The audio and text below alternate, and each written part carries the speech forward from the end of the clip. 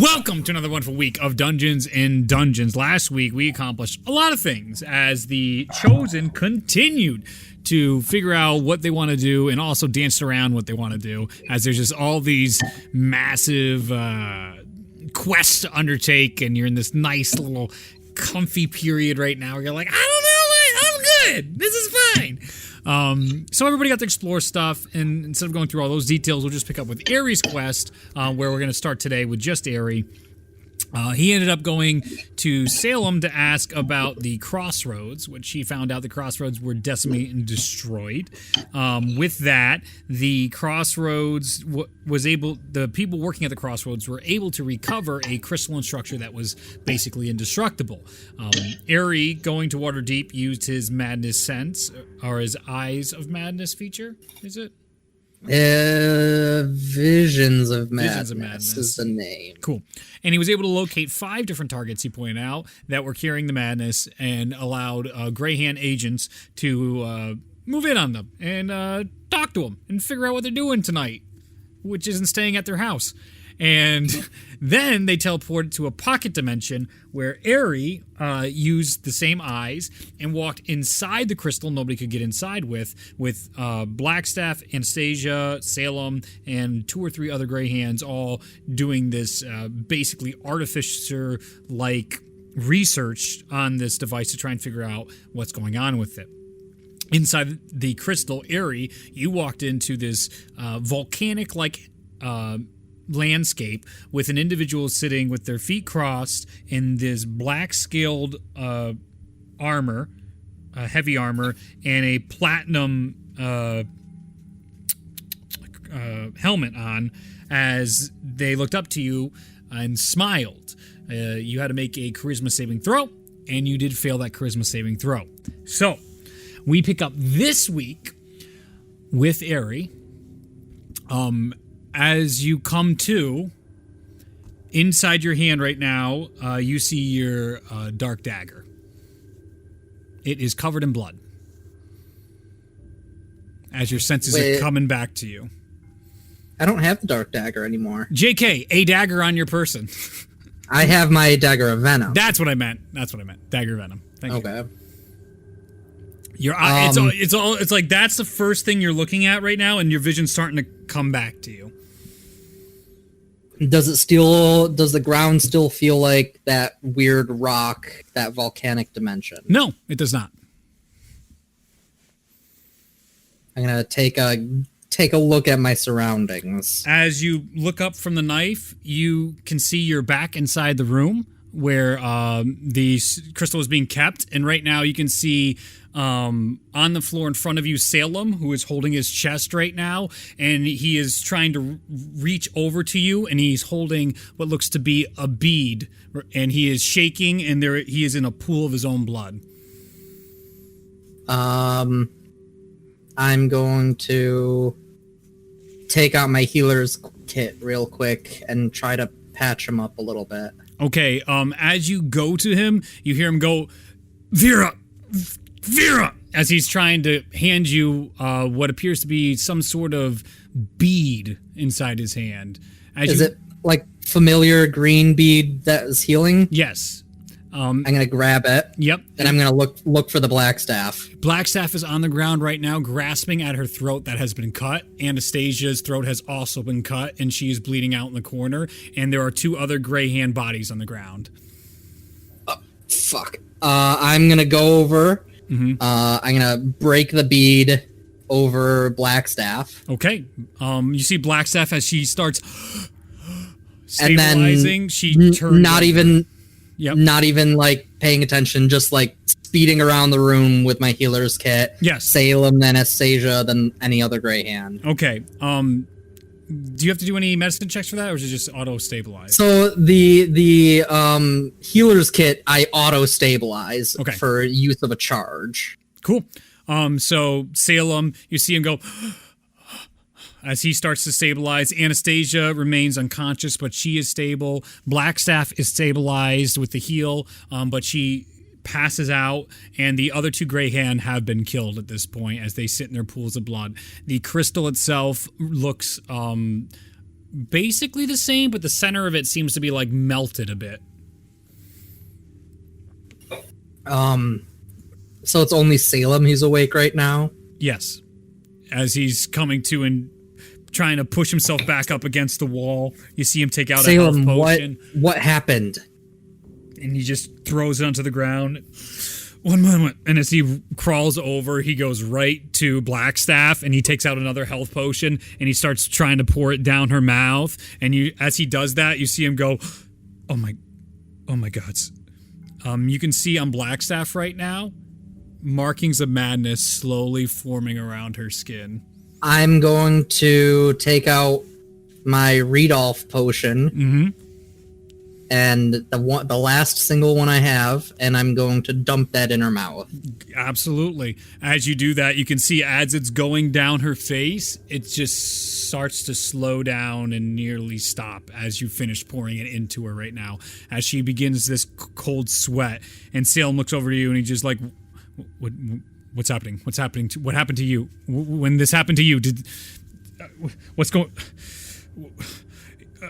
He is completely distraught at this point. Going over to Anastasia, he pulls her over and you can see markings of madness going down Anastasia's face at this point too.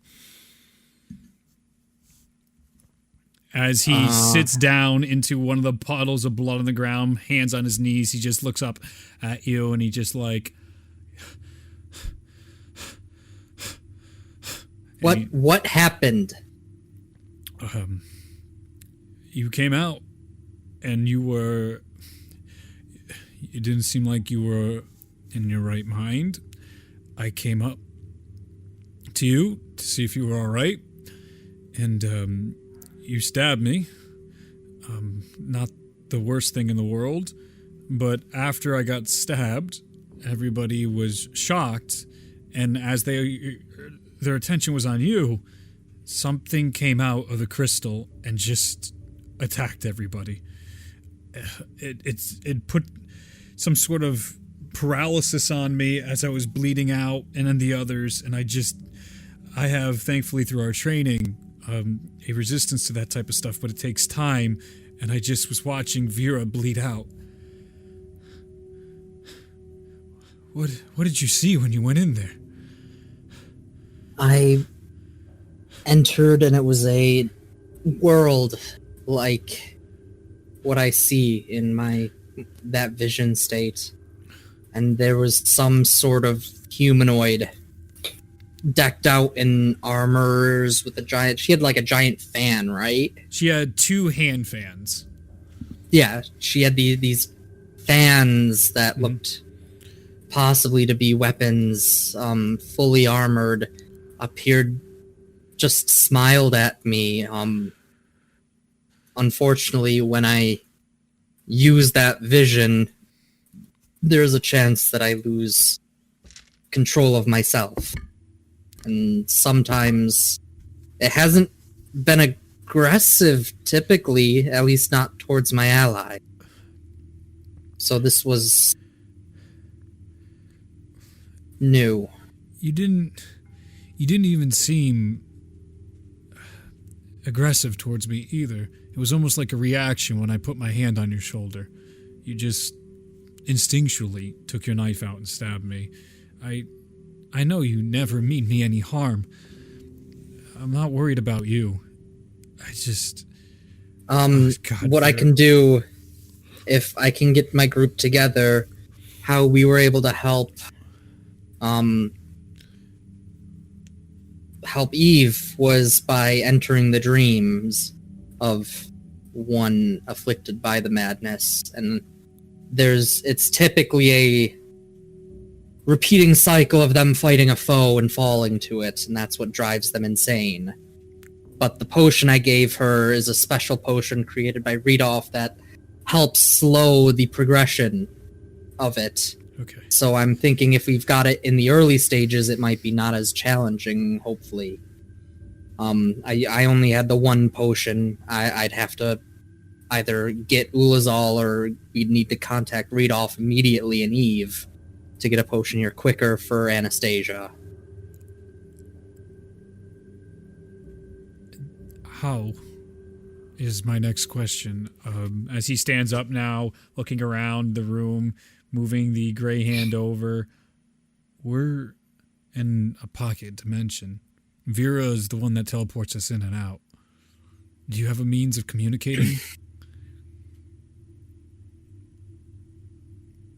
As he goes over to Vera and he starts propping her up against the wall. He's looking at her throat right now that it's mended a little bit by the healing, but he gets out some of the stitching.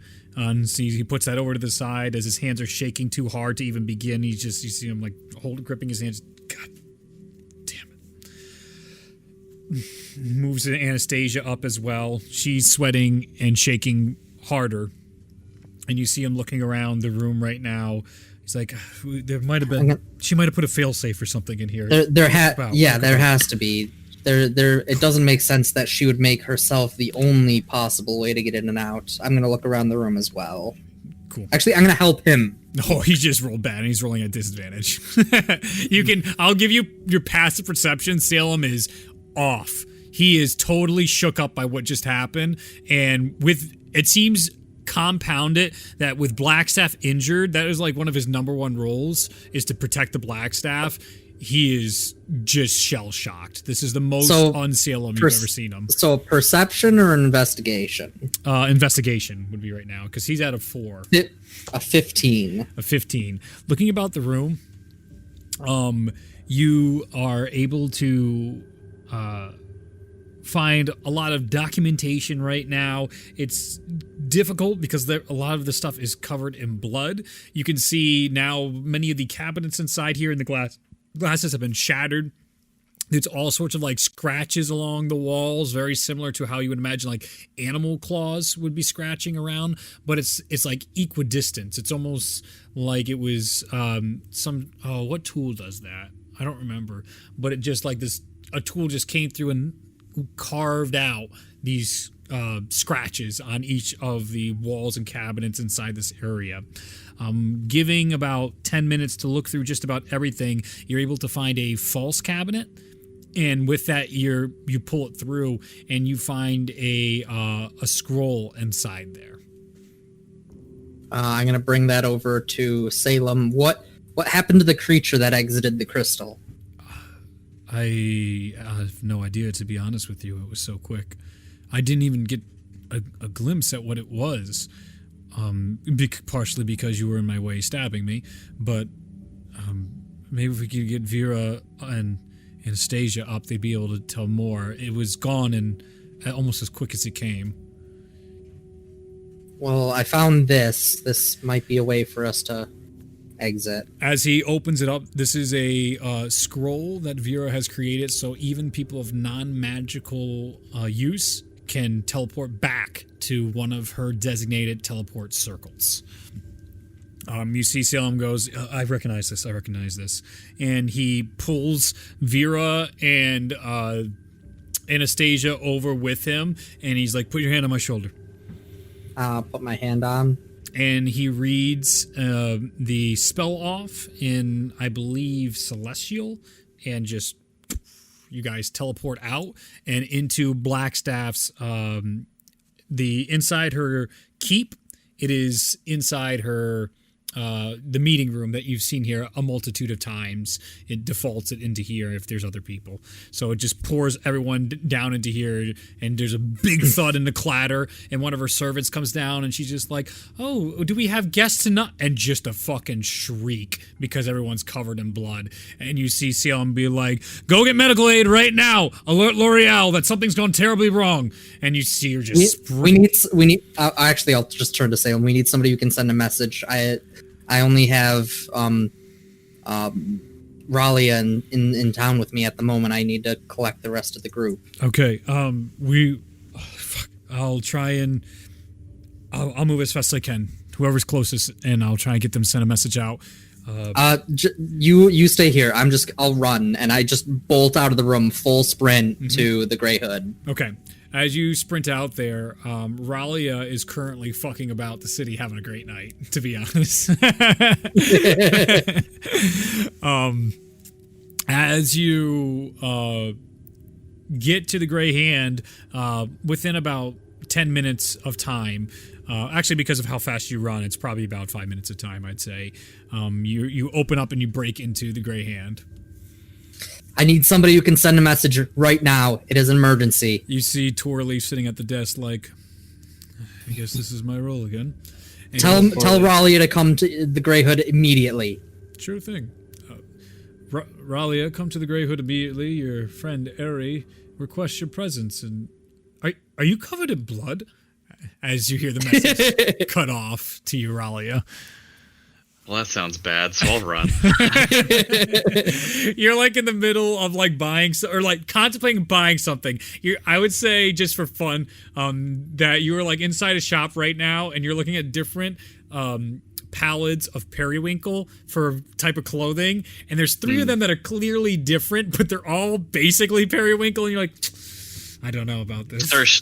Keep like shooting stuff at it and be like, is that? It's not quite the shade. Yep. And the person just like, and then you just turn and leave the room. Within about another, I'd say about 8 minutes to get there. You aren't too far away. You come in through as Aerie is inside, I imagine, distressed and pacing. Yes. I'm just going to turn to Ralia. We need to go back home. We need to get everyone and come back immediately. Okay. Right now? Right this second. Okay, do you want to come with me or no? We just need everybody here. We need Ulazal especially to bring one of them. Okay, let's just go. I'm going to grab him and teleport. Yeah.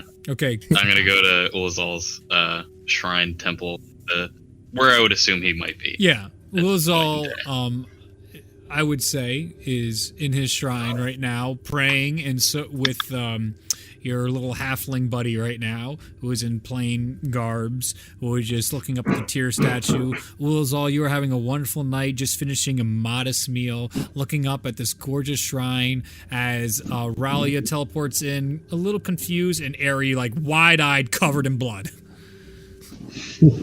Ulazal, where's one of the potions that Rudolph made? I think I have one over here. Make sure you have one, and then I just bolt out, and I'm just running to collect everyone. Okay.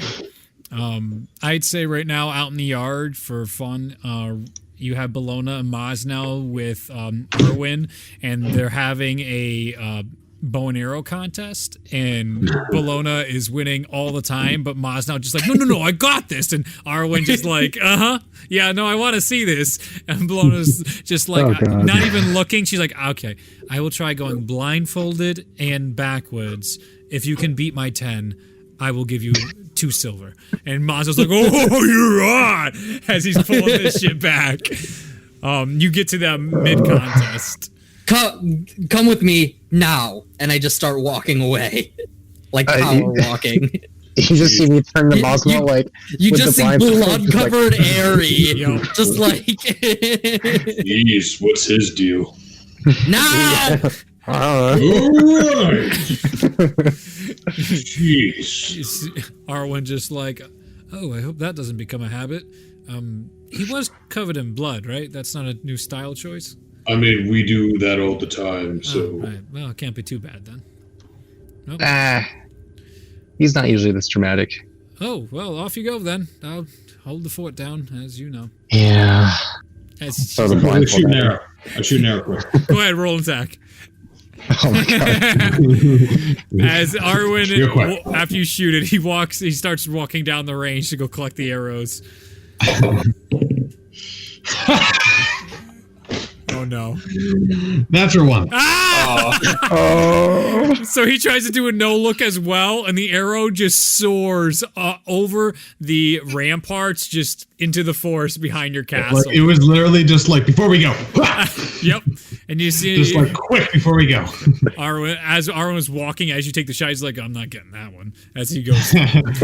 You guys meet up inside the shrine with Ulazal. Ralia, Aerie returns with Mosnell. Right when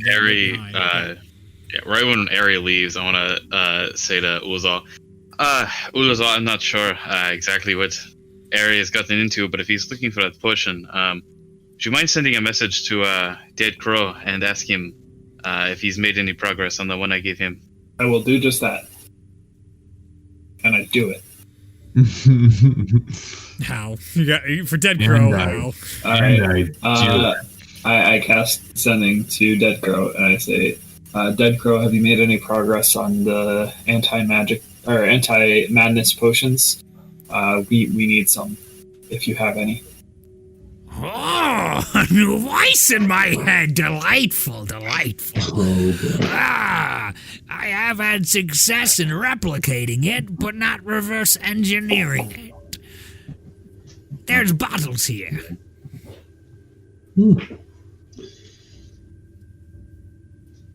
I don't know if that sounds is that... So he has potions, but he doesn't he was understand them? He is that what he's saying? He could replicate, but not like understand. Yeah, he couldn't Understand why it's doing it. Yeah, he couldn't reverse engineer it to like figure everything out, but he could replicate it. I send my fastest servant to go get those. Oh yeah, can get one of the guards. Probably the Goliath monk would have the fastest speed.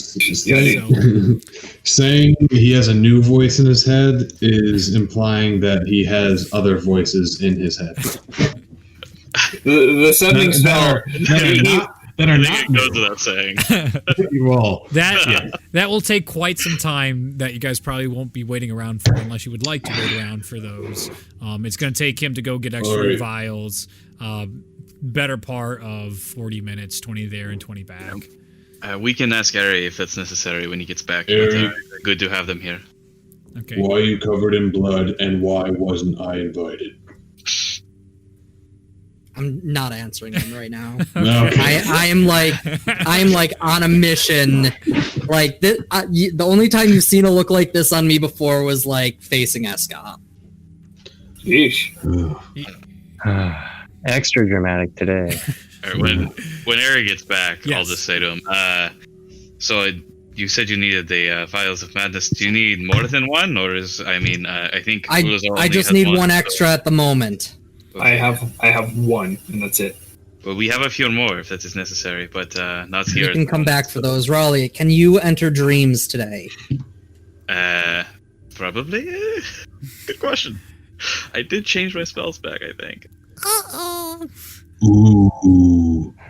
Are we doing the dream thing again? That was fun. Actually, You can or cannot?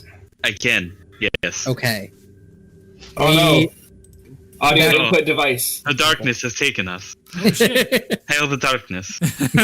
One of my cameras just crapped out. That's weird. Uh-oh. That's all right. All right, we return to Waterdeep All right. Where do you want to go? Exactly. as close as we can to Blackstaff's tower. I can probably teleport right outside of it. Should we look I recommend if that takes a higher level spell slot, we should probably save that.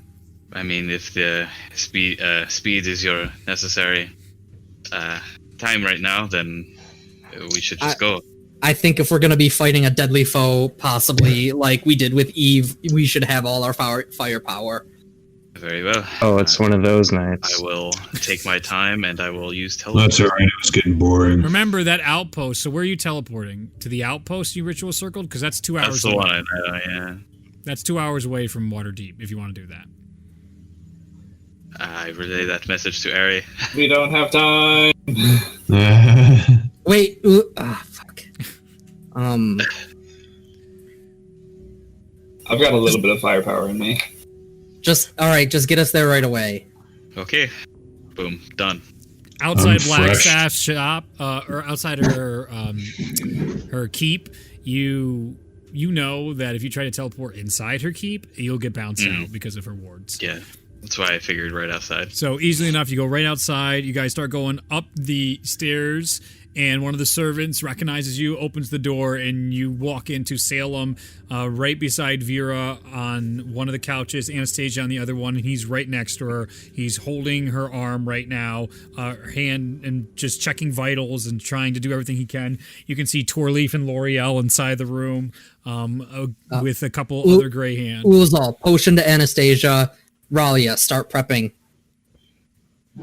My man knows I'm doing it.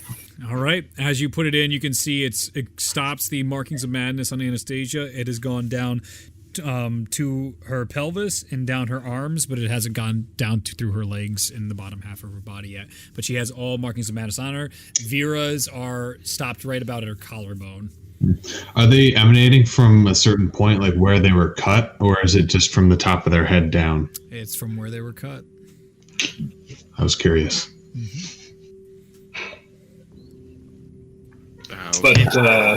But not Salem.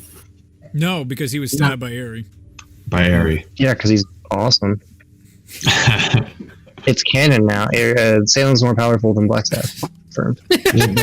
He could never succumb to madness. That's the opposite of what was proved. We just proved. Okay.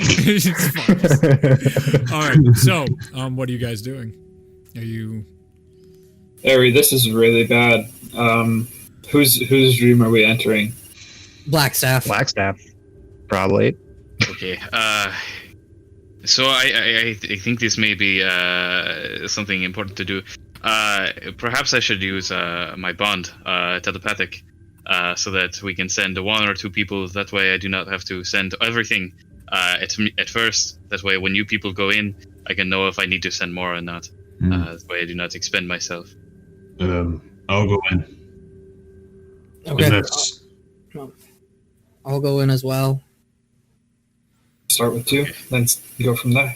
Yeah, let's do this. I will cast telepathic bond. Mm-hmm. I'm gonna take the 10 minutes to cast it just to Sure. hold the dream. L'Oreal sits in silence. Everybody is very aware of what's going on, and they are just deathly quiet. This is So I believe extremely it serious. I'm gonna give just like a brief, very quick summary of what I think is happening to L'Oreal. Like, we were attacked by a creature of madness. Mm-hmm. It seems to have afflicted Vera. Last time we were able to get some results was with Eve when we entered her dream and helped end the cycle of the fight that is typically present in them. So that is what we are planning to do. I already gave her a potion created by Rudolph that helps slow the progression of the madness, that hopefully was given early enough to make the internal battle less of a problem. She takes it all within stride. There is no emotional change or inflection. She is clearly in her role as leader right now, and she is just observing the situation, and she just nods to you and she goes, carry on. So how many people are in this room right now? It's us 5, and then L'Oreal, Blackstaff. Yep. Salem still there? Yeah. Salem, Anastasia's there too. Torleaf, Calgary, and one more. Yo, my man. Let's see. Gary Okay. Hand. Was So Calgary? the I thought five- he was missing. Okay, I guess. No, guess we he's not returned missing him, anymore. remember? That's how he came back from the party, and he made the speech at the party. Calgary was at inside Car's Tool. Okay, so telepathic bond We will met his target mom. us 5. We It will did. target L'Oreal, Salem, and Torleaf, I guess. Okay, and you're putting them in as well. Yes. No, just the telepathic bond. Gotcha, Just- I gotcha. So yeah. they can be in the loop. Okay. And then I'm casting Dream on Yes. Vera to put in Mosnell and Aerie. All right. So I cast it twice. Okay. As you guys, you see both Mosnell and Aerie both go stoic as they're almost in a deep trance and meditation, as Ralia's periwinkle magic enters their minds and goes from their heads into Vera's head. You guys awake inside that white circle in the darkness, and you can see Vera right now holding her chest, and she's hurting, and you see her breathing deeply, and she is just wide-eyed and panicked as she's looking around, and she's holding some sort of spell in her hands right now. Oh, fix this, as she looks over to Aerie. We're gonna do our best. Do you know where the creature is? Creature? And you just hear, "You are so weak, Blackstaff." I need you guys to roll initiative. Yeah. Could you do that voice again? In a moment. Ooh. I gotta go find this. We got Voice recognition activated. Let's go. That's a 21. That is a 27. Whoa! I was like, yeah, I'm gonna go first. I finally rolled well on initiative after like 8 weeks of not. Come on, you're the rogue. Let's do play, and then I will loop afterwards. Just uploading. Give it a second there. Get my little sheet here. I love how Justin struggled with initiative for so long, and Reed was like, nah, Not anymore. not anymore. You did get depowered down because your saw. demigod deity died. I did see that. Shit. He had to do it to nerf me. I understand. That was actually pre-programmed in, but it worked out really darn well. So I was like, oh, fuck it. This is what's working. All right, so then this. Fine, I'll bring it back to life. And loop. What do I got to do? Oh, no. Oh, no. I got to loop again. You got to do play for the actual track. Okay, how do I do play So for the track? so do play and then copy paste the track next to it. Copy paste the track, which would be the name of it. Ooh. Link.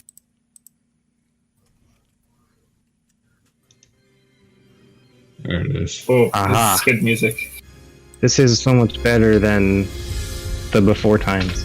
All right. So Maz, now what do you got? What were you? 21. 21. 21 Maz. Aerie? 27. 27. Blackstaff. Here we are. 40. Turns out she's a rogue. Let's all go before the thing and just wipe it out before it's able to go. The dream. Raleigh is gonna begin resting in an attempt to regain spell slots. I appreciate your optimism. yeah.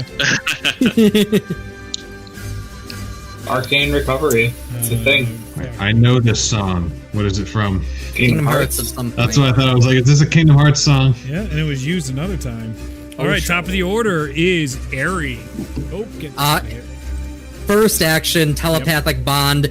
It is a manifestation of Mansoon. We need backup immediately. What? Yeah. Hmm? You do recognize the voice as Mansoon's. What an unexpected Yeah, twist. so you'll probably need to roll initiative. Mosnell didn't. He doesn't talk to that guy. I am going to spread out a little bit so we're not all clustered together as much as possible. Okay. Yep. See, this is where my sword would have came in handy, but now it's broken. And Keep then that guy. Oh shit! I'm gonna try to locate Mansoon. Go ahead and make a perception check. I cannot see him right now. Yep. That is a 27. You see 3 dark shadows floating in the air in 3 different sections right now. Okay. They're in 3 different locations. You notice tricky. Vera is clearly looking at one right now, and the other 2 are just floating around. I'm gonna take aim at the one to the right that Vera's not looking at and take a shot Okay. with Kageume. You can do that.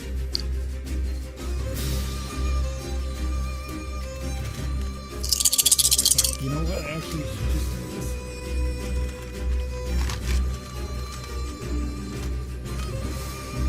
Let's do this. So you got you 3 are there. Actually, I'll put them there. And you are tracking you guys here. So you're here and here. Okay. And here is there. So put that there. And then we have this and this and this. This is just for me. We don't need the actual battle map today. Okay, go ahead. That is going to be a 23 to hit, Hits. and that is going to be probably no sneak attack because they're flying up in the air. Yes, they can see. That is an 11 piercing with 8 force damage. Piercing, 8 force, so total 19. Okay.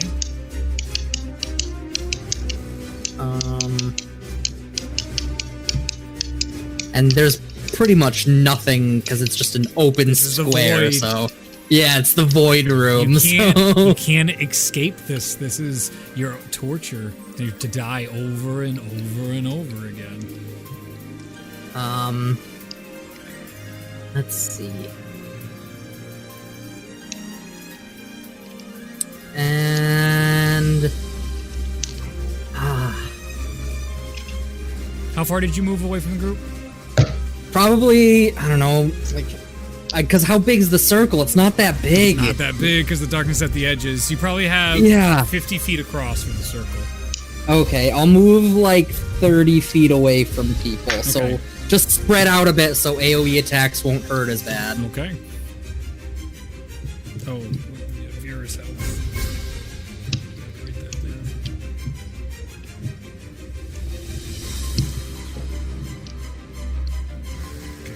Okay. Anything else? That's it. That is it for me. All right. Mansoon's going to take his legendary reaction. You see all three of them look together, and you hear this, and then put their hands out, and you see this light from each of their hands. It just travels all the way down towards Vera, and next to Mazno and Vera, you just see this fireball explosion come out. Go give me dex saving throws, Mazno and Vera. Oh, nice. Vera fails. Okay. I will be back in a half second. Dex Yep. 21. Nice. That's exactly the save DC actually. So I got. That's gross. That is gross. It's funny. I rolled the same number for that as my initiative, and since they're both Dex, it was the same number. plus 3 for both.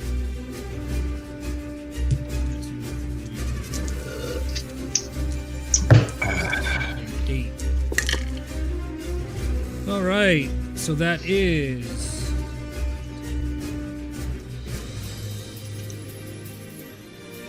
34 points of fire damage. Is that the total that I Yep, can and then you have? half that. You can All right, see so Vera is 17. looking really rough. Oh, shit. Come on, Vera. Why are you gonna be such a wizard? Huh. You puny wizard. My hit points are still above 200. Oh my god, you're gross. Dude, my max hit points is 241. Oof. Gosh. Weakling. Mazno, it is your I'm turn. not even raging yet. No, I am. I'm raging. Awesome. Okay. Vera gets some extra temporary hit points, right? Yes.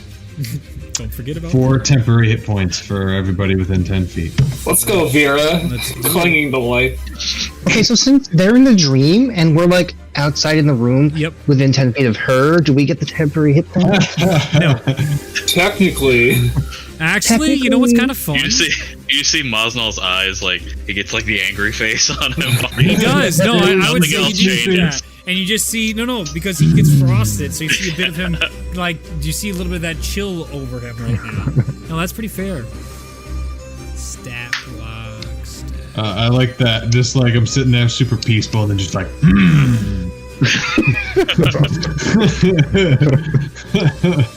There we go. That's what I was looking for.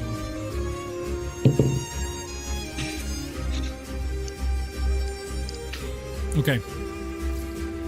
All right, so it's your turn. are they floating? Yeah, all three of them are floating right Fucking assholes. Come here. now. When will Mosno ever learn? Fight me like a man. Uh-huh. What do you got? How far off the ground are they? 30 feet. If I jumped straight up, There's nothing that We've had this conversation. Barbarians have beefy quads and they can jump real high. but not wizard avoiding barbarians high.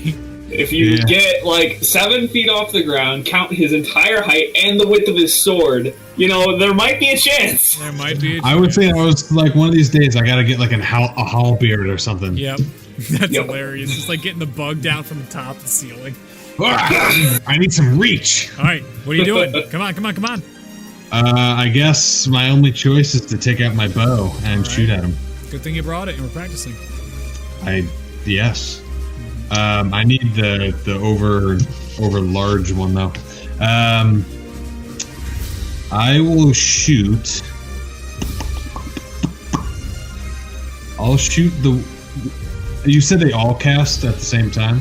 When they did that legendary reaction, or the legendary action, all three of them had channeled this stream of fire into her, and then it caused the fireball spell to go off.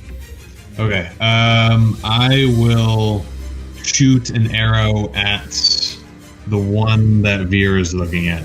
Okay, go for it.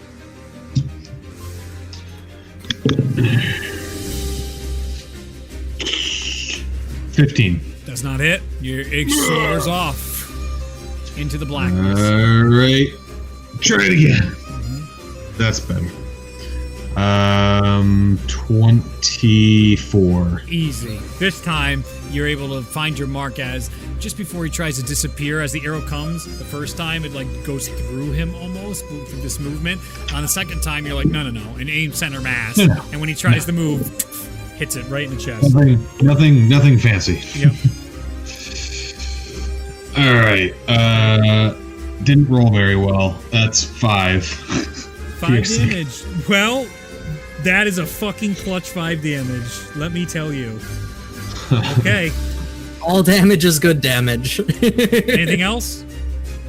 Bonus action.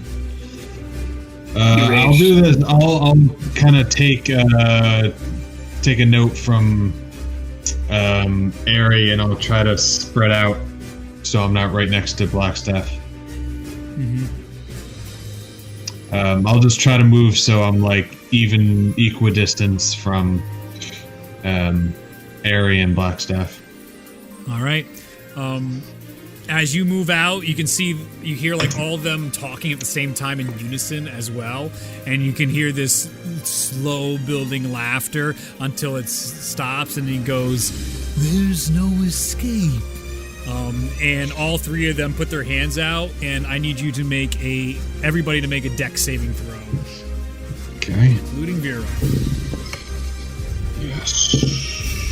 Okay. She's already burned her counter spell, otherwise that's what she would be doing right now for the round. Oh, you guys joined mid-round. 26. Again. Fail on Vera, which is bad. Oh, she'll use her legendary resistance, actually. Yeah, fuck that. Alright. His fucking spell thing is so damn high. 18. No, 17. Fail. Alright. Yep. So this is... I was like, 18, that's good. Wait. Nope. No. Yeah. He's a 21. Last time 21 was exactly what I needed. I have to roll an 18 to avoid that shit? Oh. Welcome to my life. Mr. Speedboy there. So this is... Let's do math. That is...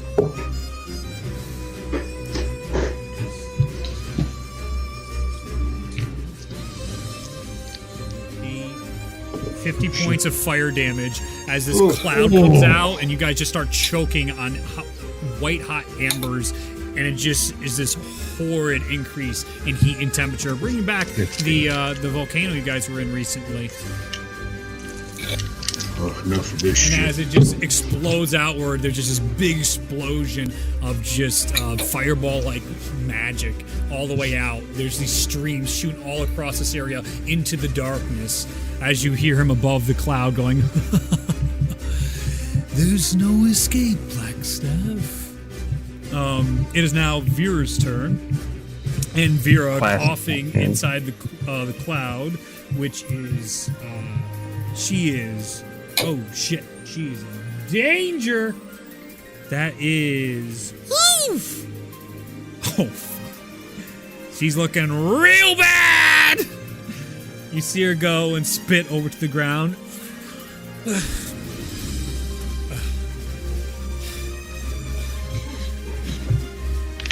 See the end, Mansoon. And she casts Power Word Stun on Mansoon.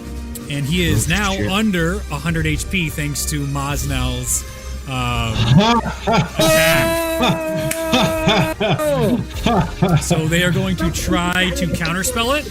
My puny little attack. And that is a fail. So you see counterspell come out from the other one, and Vera goes up, and you see Mansoon go, and as he stops, he's just stuck there as the other two are looking, and the incendiary cloud starts to dissipate. And you see her Does he holding fall it. to the ground? Please tell me he falls. No. Tell me He's he falls. paralyzed. Just tell me. Tell me. He's still floating up there. No. No, goddammit! But he can't flap his wings. He's paralyzed. He falls. It is now the Revenant's turns, and they each are going The to what? take attack against Mosnell and Aerie. Mosnell, that's a 26 to hit, and Aerie, that is a 21 to hit. Both hit. Okay. Well, it just one's hitting, one's going for Mosnell, Yeah. one's going for Aerie from the Sorry, Revenant. that Yep. hits. Yeah. That is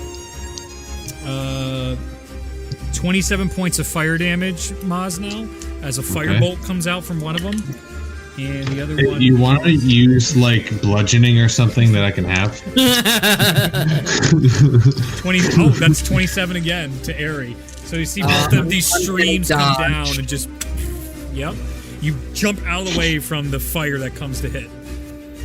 And you do uncanny dodge, so you half that. 27. Okay. It is inevitable. Embrace the void. Top of the order, Aerie. Does anybody outside hear my call? Yes, I'm sorry. At the top of the order, you all now hear this. Everybody who's outside, you hear Aerie say, Mansoon, need help. Let's go. I can only do one more person, so One more? quickly. Hurry up! Go, Bologna, go. I'll go. All right. Bologna. Roll initiative. She's the Kingslayer. She got this. Big 33, so this is bad. 33. All right. Top of the order. Wait, I thought she got nerfed. She did. Top of the order. As you're looking around the odds and the clouds going, you see Vera is on death's door.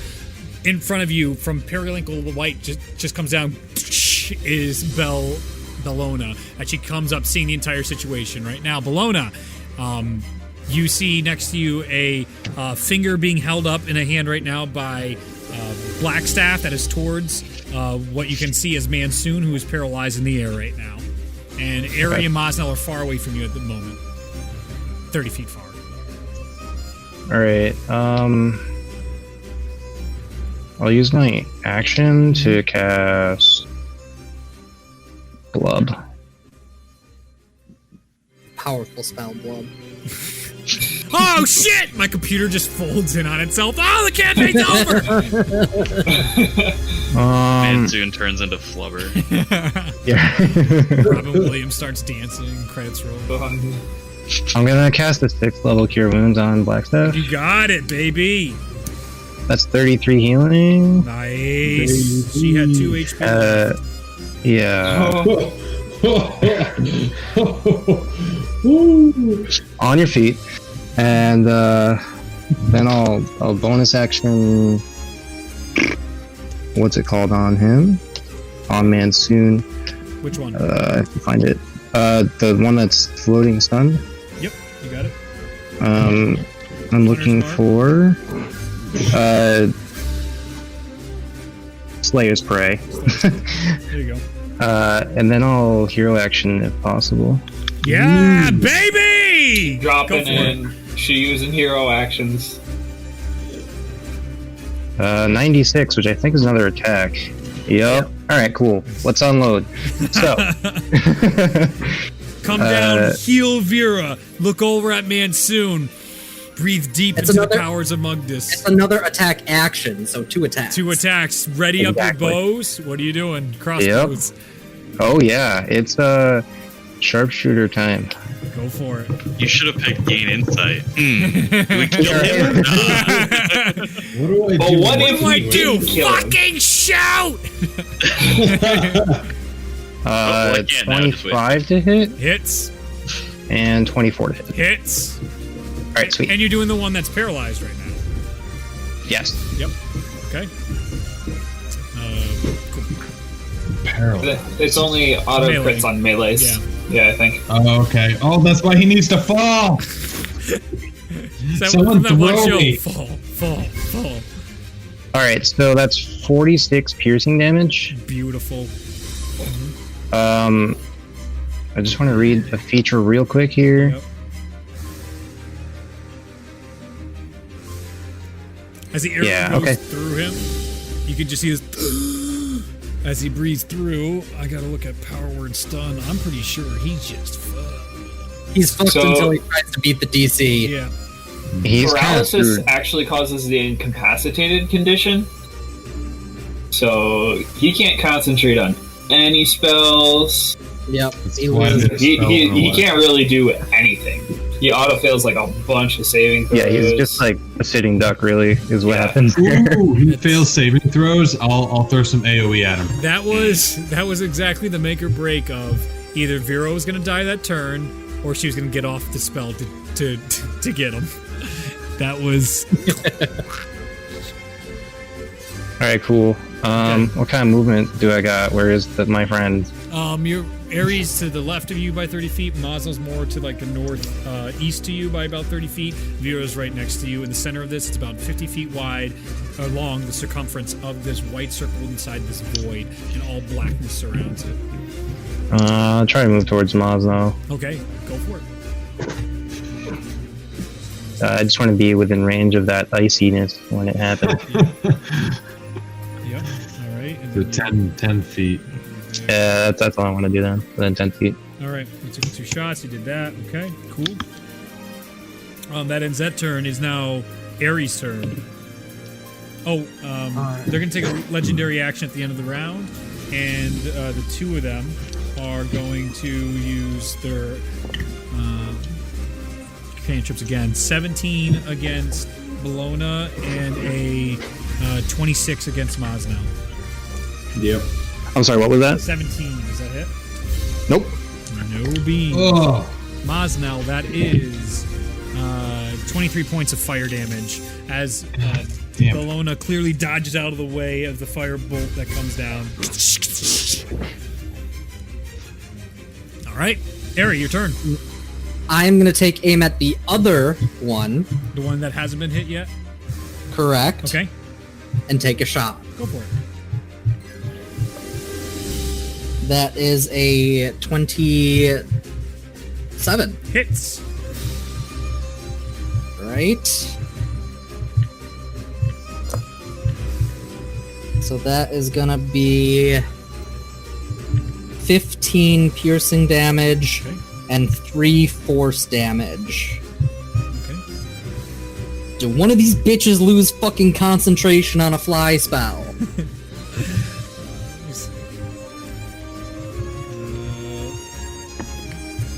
That's a fucking no. They basically have to roll a natural 1 with these saves to DCs and stuff. It's not gonna happen. That's that. Alright then. Okay.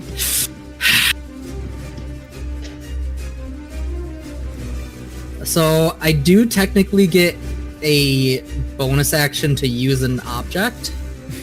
Oh boy. What are you gonna sell me on? Using the Dispelling Stone. Oh, okay. Hey, that is an item. That is an an item. item. All right. I'm gonna get as close as I can to estimate 30 feet below Monsoon. Okay. Which one? The middle one that looks frozen. Gotcha. Okay. Yeah, you can definitely get to him with your speed. You're underneath then him, but I'm- he's still a little over 30 Yeah. feet above you. I'm gonna take the stone and I'm gonna whip it at him. All right. I need you to make a ranged. Fall. What is it? It's a ranged. It's an unarmed. I can be thrown up. Yeah. I mean, yeah. It's like an unarmed. improvised weapon type of deal. Right now. Improvised. It's an improvised Yeah. ranged attack is the word I'm looking for. Is that strength or dexterity? That's a dexterity for me. Yes. So total roll is technically a 14, Okay. but at the end of the 30-foot range, it Yep. explodes into a 10-foot radius. Okay. As that happens, you see it explodes. read me the dispel stone dispels all spells. Any active spell of 5th level or lower within the sphere. Oh, 5th level or lower. Okay. Yes. Gotta check one thing. No. What level is fly? Yep. The base level, I think, is 3. Yeah, but it depends on what he cast it at, and you see Mansoon as it explodes out. You see the eyes look down at you, and then the body begins to fall to the ground. Yes! And you see Mansoon hit the ground. Oh, I'm so excited. Vera takes her legendary action, and she's going to use her cantrip to shoot at Mansoon on the ground. That is a 25 to hit. It hits. So hers is this. That is 16 points fire damage as she shoots it right back at him. And that is that number. Okay, cool. So is that it for you, Aerie? Yep. I'll maybe back up if I have enough movement, 10 feet. Yeah, I'll give you about 10 feet. Sure. Masno, it is your turn. As Mansoon hits the ground. Yes, I'm gonna run over him. Yep. All right. And just start swinging at him. All right. I believe An since auto he crit, is stunned, this is an auto crit, I believe. It is both an auto crit because he's incapacitated, and it is at advantage. Mm-hmm. Well, I mean, it's an auto crit, so.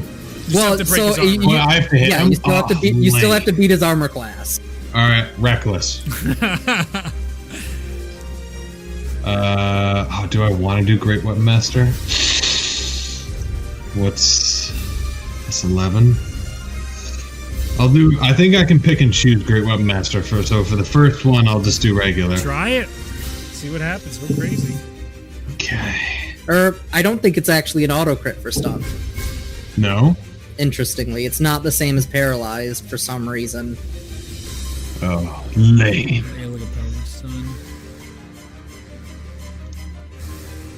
It's still advantage.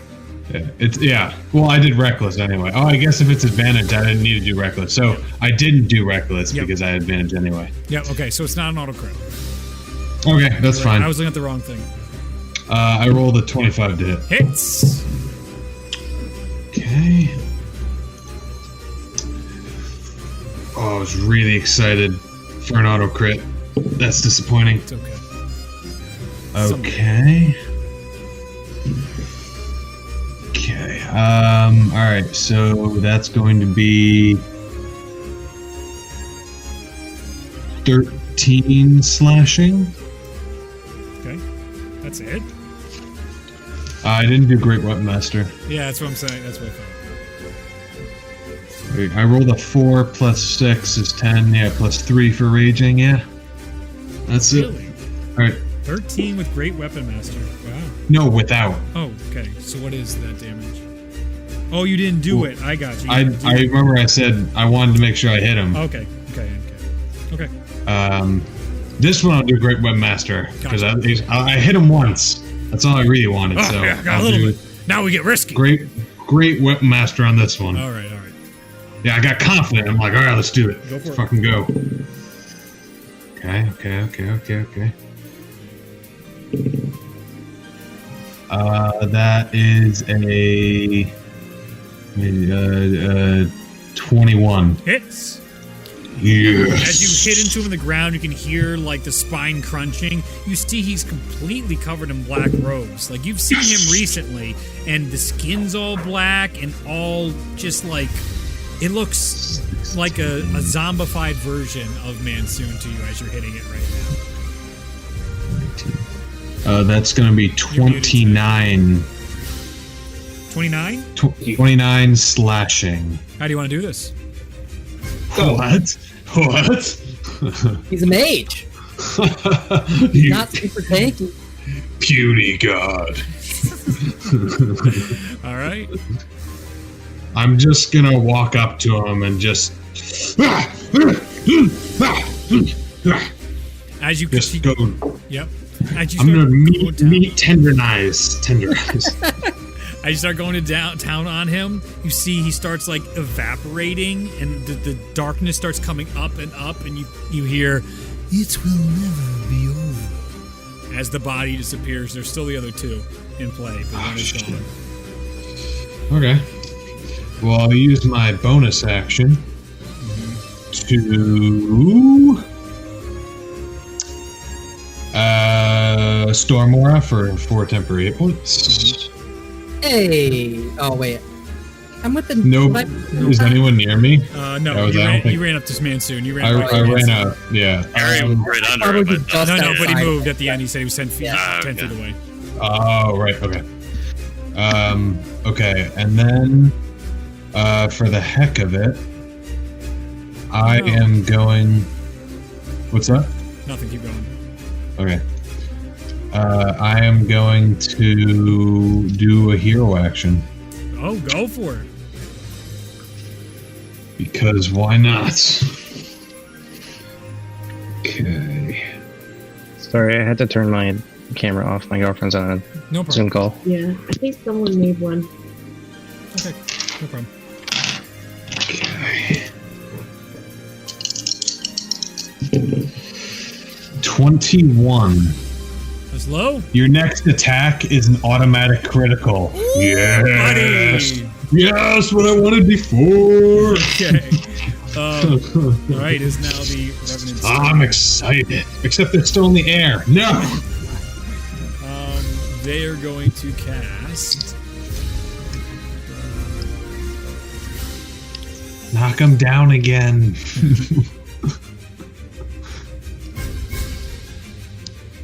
Now, the real question is since the Dispelling Stones are being used in a dream, are you still physically using them? Or do you have an infinite amount? That's interesting. We'll find out. Interesting. The first one turns to Aerie, and he goes, You will see where your place resides. as you see this little green light come out of his finger and shoot right towards you. I need you to make a Constitution saving throw. Uh-oh. Save or die. Nope. That is a 7. Nope, that's a fail. As you see, you look over to Aerie and you just see this green laser, just beam of magic go right through his heart. That is...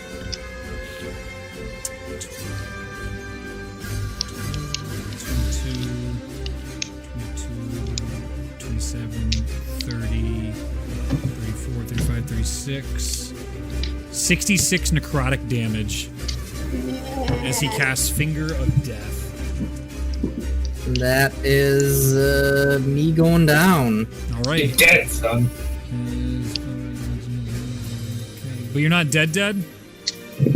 If you die in the game, you die in the game. Yeah, because it doesn't go all the way through. So no, you're not instant dead. Yeah, that puts me to unconscious. Yeah. Cool. Yeah. Does not disintegrate. And Maz now, he is going to do...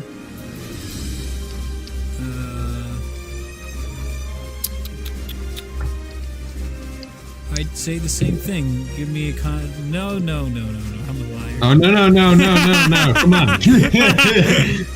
Mazdal's a much better zombie to have, so I think he would. Yeah. Constitution saving throw sounds pretty good. Oh, no, you hit 0, you're bounced out. Aerie, you're just out. That's right. Yeah. You're gone. That's what I thought. I was like, I'm pretty sure you just go... Yeah, he's gone.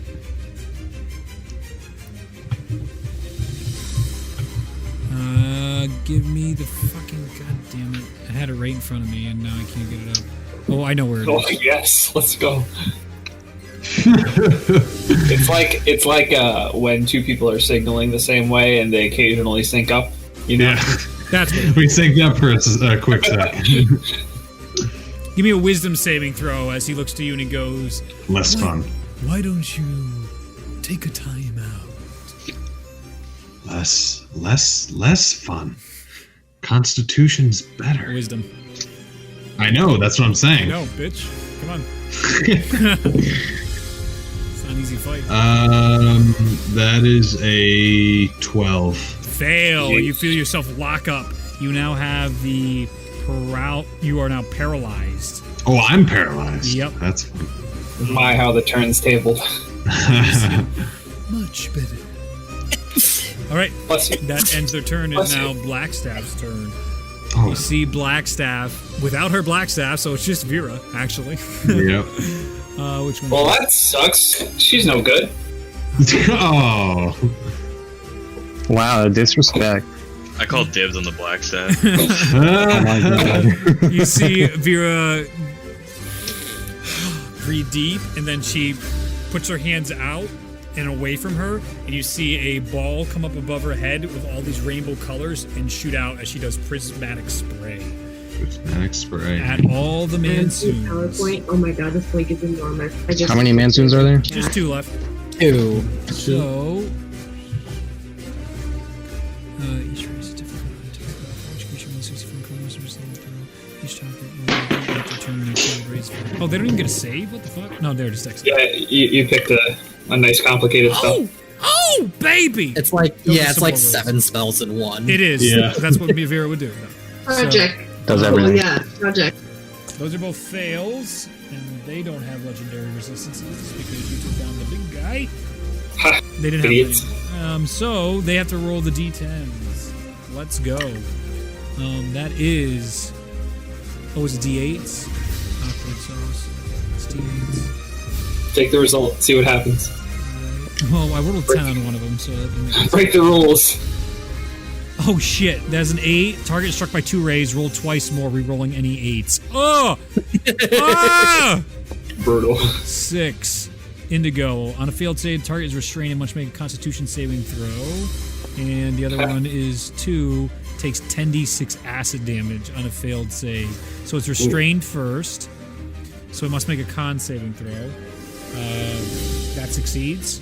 So it's okay there. So I believe nothing else happens. Oh fuck! It could have got petrified. Whoa! This shit's crazy. No, it has to make it twice, Why? or a total of 3 times. Oh shit! That's a natural 20. Oh, That's a 19. Yeah. Phew. What? Mansoon just killed it there. That one. So that one failed. Good call there. But it's now going to make a. So he's not restrained, but he still has to make 2 more Constitution saves. If it fails, if it saves 3 times, it's permanently. If it's success, the failures don't need to be consecutive. Keep track of both until the target is collected of the kind. Okay. Yeah. so he's got Oh, at two the end of saves each of his to fail right turns now. too. Okay, that's fine. Anyway, Yeah. Skip up to orange. That is target takes 10d6 acid damage on a failed save. What kind of save is it? It's the deck save from the initial. Gotcha. That's a 5. That's not going to save. Vera's going to do 10d6 acid damage. So 10d6. So she's casting them in 2 cones in 2 directions right now because she's fucking Vera. 6, 7, 8, 9, 10. That is 10, 20, 25, 30, 38. You see as the acid damage pours over Mansoon, the darkness starts to go up, just like you saw when Masna was cutting through, and you see him go, You'll never be anything, Vera. as it disappears. And then the other one we have to roll for is the D8. Color spray's a fun spell. That is another. He's got to make a dex saving throw. I rolled another 2. And that is a fail. That's a natural 7. So this is 5, 10, 20, 30, 1, 2, 3, 4, 5.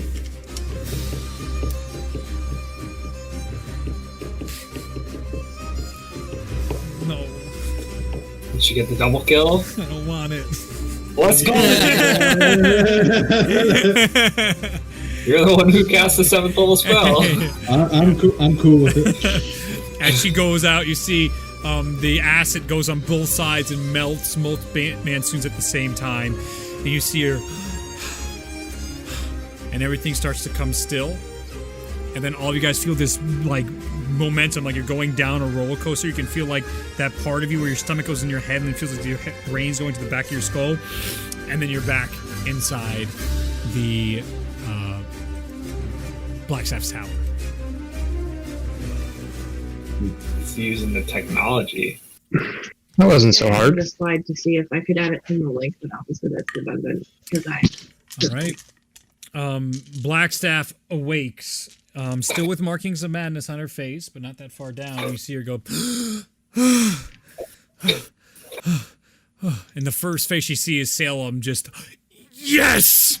Just thrilled.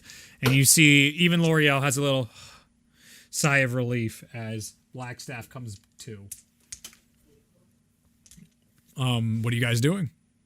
I'm just kind of sitting with like my face in my hands. We got him. We got him good.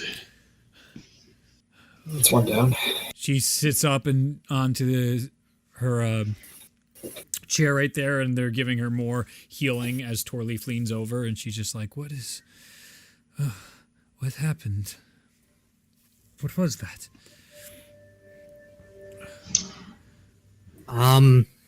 That's what happens when you're afflicted by the madness. Oh. You seem to have caught it relatively early for you, luckily. And similar to Eve, we were able to break through the maddening effect with our quick reaction. But that seems to be what occurred after whatever creature was in the crystal escaped. Right. That was what was happening. When I was inside there, I was battling whatever that was. And I saw it scream out in agony as I was fighting it. I did not do anything. I imagine that was your doing. Unfortunately, I don't have any recollection of what occurred. I stepped into the realm, and I saw what appeared to be similar to what I see when I activate my vision. And I saw this creature. I assume it was an armored-looking female, fans Yes. in each hand. Yes. It turned to smile at me, and what did it say? It said something very brief to me, like welcome. I thought, or maybe it just smiled at me. I thought it just smiled, but it turned and smiled at me, and then unfortunately, with that vision ability, it has a risk of me losing myself for a brief time, and that is unfortunately what happened when Salem tried to approach me. That makes sense.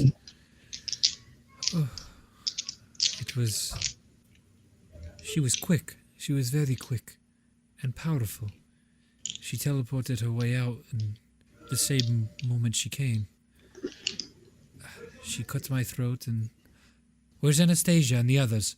We were able to save Anastasia. We could not save the other two that were down there with us. We were able to save Salem. Anastasia is more stable, or maybe less stable than you are, but we were able to give her a potion to slow the madness for the time being as well. So she is alive. She is just stuck in that same combat that you were, maybe likely with a different opponent. It seems to be more related to those you're afraid of. It manifests as as one of your fears, whether that is one of the minions of the deity or something else. That makes sense. And Salem gestures toward where Anastasia is on the couch opposite her as she's now sitting up, and L'Oreal is looking down at the group. This is most troubling news, but we're happy to have you back, Vera. She puts her hand on Vera's shoulder, and a little heal spell goes through as well. Did you say the creature cried out in pain before we arrived. Yes, it did. Honestly, I probably would have succumbed. The manifestation was casting quite a number of spells, and then it stopped for but a moment, and it even looked to be weakened, and that's when I took an opportunity to strike back. That was probably the potion. We did that before we went in.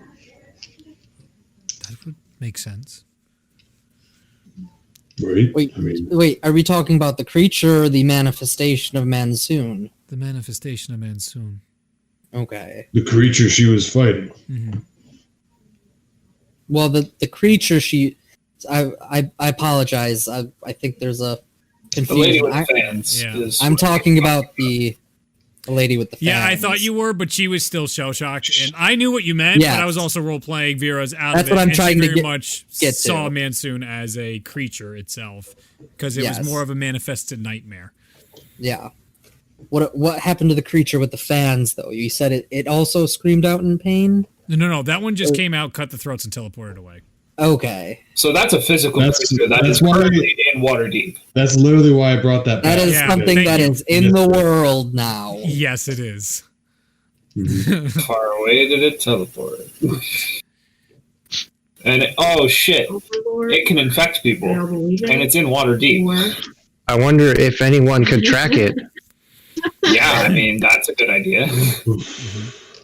I mean, technically, I can try again tomorrow. I mean, Bellona's a really good tracker. It's like a Maybe- Hufflepuff. I'm pretty good, but Bellona, she's an expert. How tapped is everybody? nope, just no. You Well, see, we have- Salem looks Just give me like an hour, I'm good. Can we do I'm anything? pretty good, actually. Ooh, we could go off that. Anastasia? I will say, I am the one who puts people into the mines to destroy these creatures, but I cannot today. I am tired. I cannot do it again. Okay, then Perhaps if we wait an hour, I can do one more, but that is it. just one person? Yes. L'Oreal comes over and she goes, "Send me." Very well. Let's try that. Oh God. L'Oreal, if you're faced with the option, typically this spell, when entering a person who is not infected, gives you the opportunity to transform the dream. Perhaps what is infecting her mind may be weaker, and you will be given that opportunity. But it is possible that it will be no different. But you might as well give it a shot. Thank you for the information. Now, let me rest, and I will bring you to it. One agonizingly anxious hour later. Roll some dice. Yeah, that's a short rest hour if I ever seen one. Yeah, that's a short rest, please. Yep. Okay. I wish I was a warlock. Let me Where just the get my fuck are spell those back. useless That Waterdeep cast it fucks? immediately. Who knows? All right, I will cast Dream on Anastasia, bringing L'Oreal into her dream. Ooh. And I will describe. So, like, when I cast Dream on somebody to put somebody else in, I'll put my hand over her face, close her eyelids, put my hand on the back, like my other hand on her back, and just like push her down on the ground. But she like slowly goes down, Mm-hmm. and then just leave her. You see, she's She also has telepathic bond with us. So. Yep. to communicate. So we'll know when it's dead. Yeah. A few seconds pass by, and you can see little inflections on their face, and L'Oreal has like the littlest shrivel of her nose at one point, so a little like the nose goes up but then back down. And as probably I'd say 18 to 27 seconds, right around that 30-second mark, you see Anastasia's eyes open. She goes, and L'Oreal just calmly, her eyes open. Welcome back. You see Anastasia.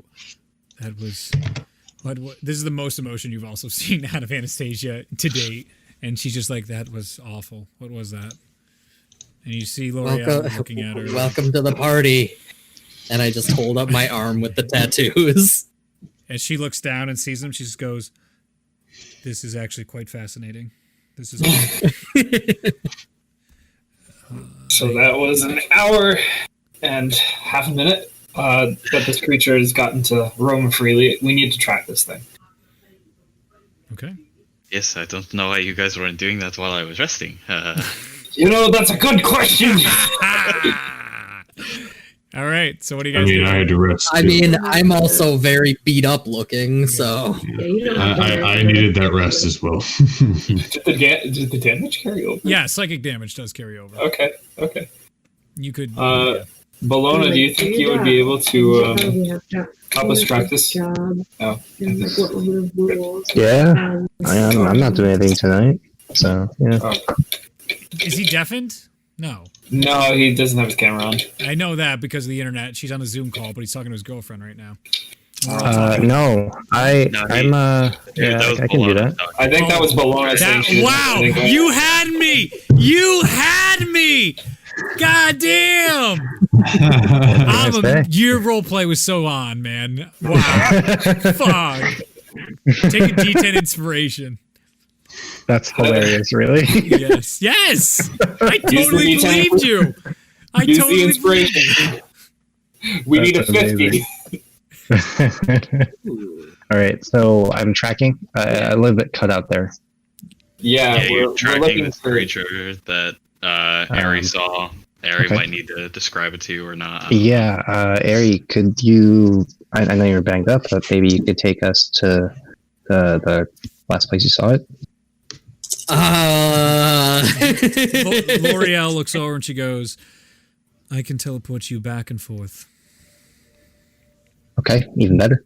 So she grabs whoever wants to come along with this to go to Right, the because area. we're trying to. I wanna go. Right. Yeah. It's in a pocket dimension, so Okay. all right. I want to go. So the entire group Going. teleports in, and you find yourself inside Right. inside the research lab. The crystal's still there, partially melted in the beginning. Area looks exactly as you left it. You guys just see puddles of blood at this point. Gray hand have not been moved.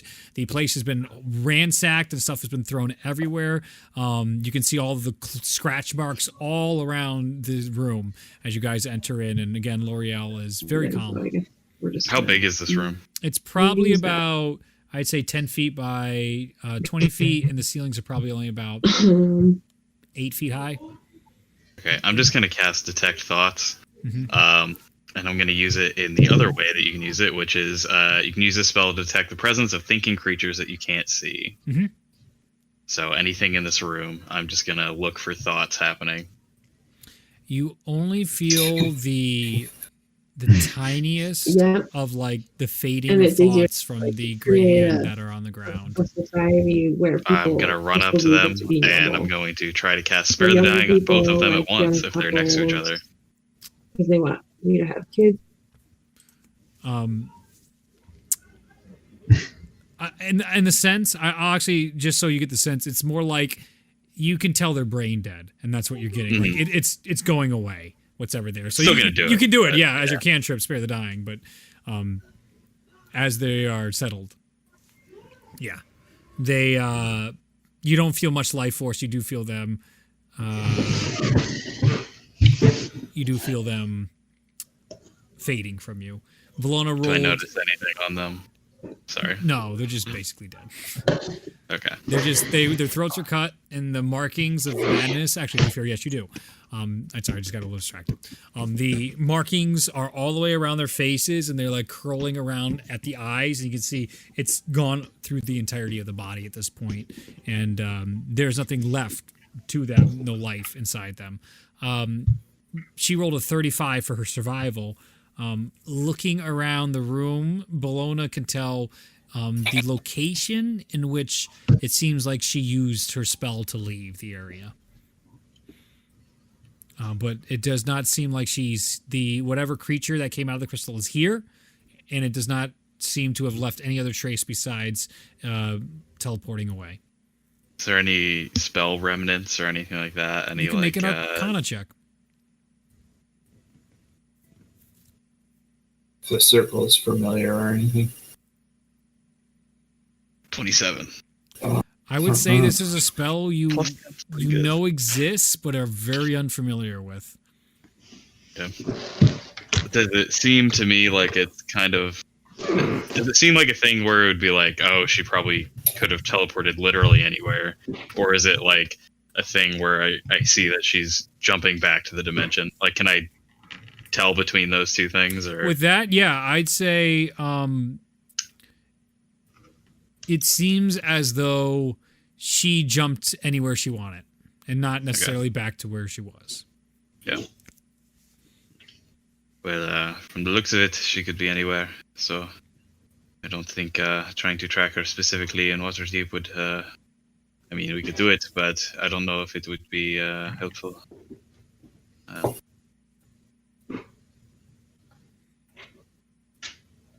Yes, I can do wish. I can do that. Wait, can I do it? Can, but it'll be kind of tough. L'Oreal picks up the bodies inside here and drags them over. She's like, no reason to stay here then. And she's going to teleport everybody away unless you have an objection. I just want to look at the crystal, just not like touch it or anything. Sure. I just want to like look at it and see what's going on with it. Make Is a there history any... check. Okay. 19. Never seen anything like this. It looks like like the crystal itself is like this white opaque, so it looks like kind of like a normal quartz crystal in that respect, but nothing that you've seen to this size, this scale. This is the first time you've seen something structure like this. Okay. I have nothing to say about it. Aerie, this is the thing that you walked into. Was there something in the middle of it before, or you mentioned that there was a person inside of it, or was it just a portal? It was almost like it was a portal for me to a different dimension. I see. To everyone else, it was solid, but it allowed me to pass into it. Well, this creature is gone. And then I indicate to where it kind of melted, and I was like, that appeared after. I assume the creature exited, or I exited at some point. Yes, if this creature is gone, perhaps it is worth a shot for you to go back in, but not right now. Just to test it. Yeah. Because it didn't like suck me in, it just let me pass into it. Yeah. I just want to like put my hand against it to see if it feels solid or if it would let me pass into it again. It is solid right now when you put your Okay. hand against it. And that's all I needed. Okay. Okay. You guys teleport back out, and this time, not to Vera's place, but instead to probably she puts you back in the Gray Hand, so the other bodies can be taken care of. As everyone is inside there, and she looks over to the Gray Hand, she calls them by name over, and she goes, "Please help these two." And you can see they're all taken back, but then, you know, they're used to this shit, and professionalism's on. They're taking the bodies, they're prepping them, taking stuff off, making sure they're okay, trying to see where the damage is.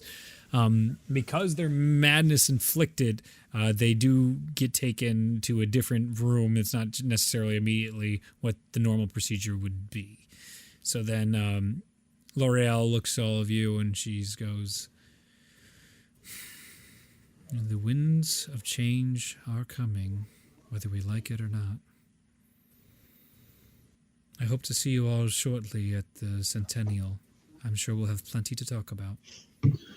In relevance to this, for the sake of the story, this is probably about less than a week away from your Centennial. Mm-hmm.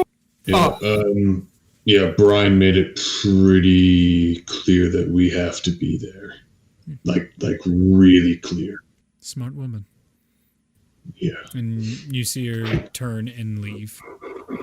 L'Oreal, just Yes. before you go, the potions that we used, I do have an alchemist staying in my tower who can reproduce this. I do not know if you have stores of it or not. But we can share a few. Additionally, Redoff and Eve, both at Nature's Hold, are the creators of said potion, and Yes. they know the components that go into it. Excellent. We will look to try to mass produce this then.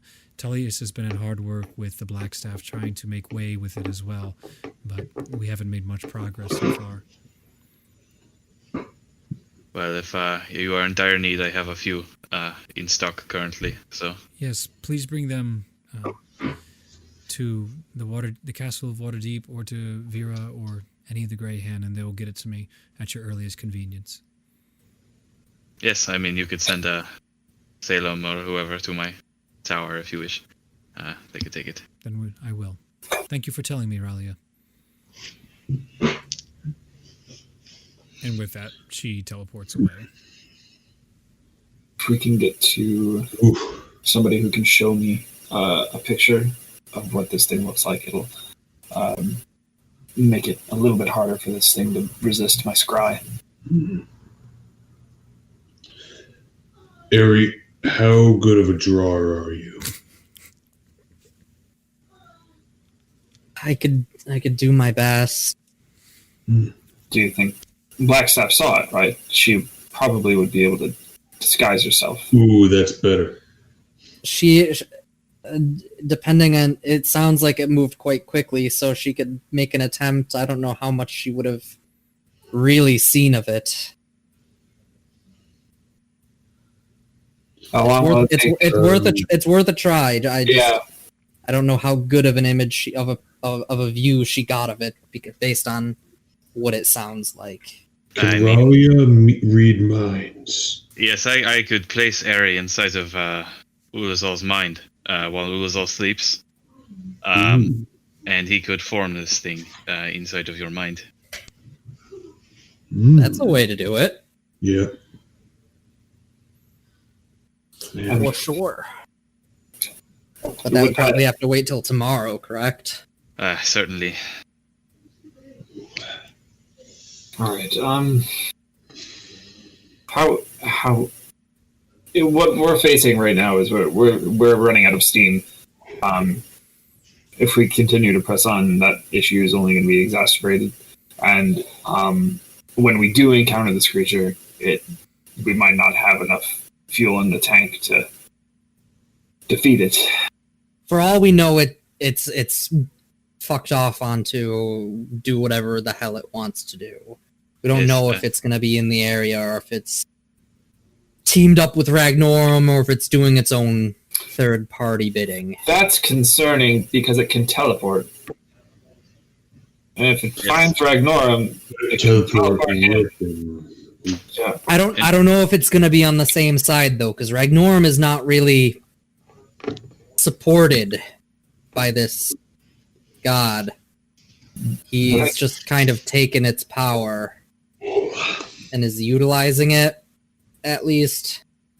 So this thing might be its own individual entity with its own agenda beyond what he is attempting, potentially. I don't know. I genuinely don't know. With it being such a wild card, that's what makes it so dangerous. The fact that it can infect other people means that the longer we let it go, the greater the chances of a widespread infection happening. And with so few people who know how to produce the potion, much less with the ability to actually awaken those who are infected, I don't know. This needs to be a tomorrow issue, at the very latest. What do you guys think? For sure. Yes, I mean, tomorrow at the earliest, really. Even if we found it, how would we get there? Okay. We rest, and then in the morning we find this thing. Stop it. Aerie and I will... Well, Aerie doesn't need to rest the whole time, but I will get up like an hour before Ulazal gets up so that I can put Aerie into Ulazal's mind. Okay. So you guys jump to your long rest? Do you stay in Don't Waterdeep mind or do me. you come back home? Stay in Waterdeep, boy. Okay. You guys stay inside Waterdeep for the night. You are given room and board for your contributions to the war. And you, early in the morning, you're able to do that. You're able to get a very clear image of the black scaled armor, the platinum crown. The face itself looks human and it looks Asian. For just your reference, metagame reference. Each fan's, the stuff itself looks platinum on it. All the etching of it and the fan itself in between. There was right before Aerie blacked out, there was a slight opening of them. And because this is being input into your mind, you have a clear shot at this being reproduced, where it's a little more fuzzy on Aerie's end. As it was opening up, you did see these similar purple eyes that you saw when you were there with Eve in between the design on the fan. So the creature could have been... I'm sorry. The design on the fan is similar to the design... That you saw up when you guys went to rescue Eve. You would recognize that. That would stand out to you. So very clearly an agent of madness. Potentially. It still depends. It could be, but it's just all the symbolism's there, but also... Right. But, okay. So the symbolism that is associated with has generally been the... That is the god itself, not necessarily Ragnorum. Right. And as I've mentioned, it has communicated to me that Ragnorum is not necessarily a true... He's a false follower. shepherd. Yeah. False shepherd. But it's... well, now that I have firsthand knowledge of this creature, and I know its likeness, it has a -2 to this save. So I'm going to cast Scrying as soon as I wake up to try and find this creature. Okay. So that's a wisdom saving throw. You got it. Unknown file format. What the fuck does that mean? Oh, it's not uploaded yet? No, maybe it is. Maybe it wasn't uploaded yet. What happened? You're clicking a little bit. What's that? Your mic's clicking a little Oh, eat bit. shit. It was doing fine all night. You're the worst.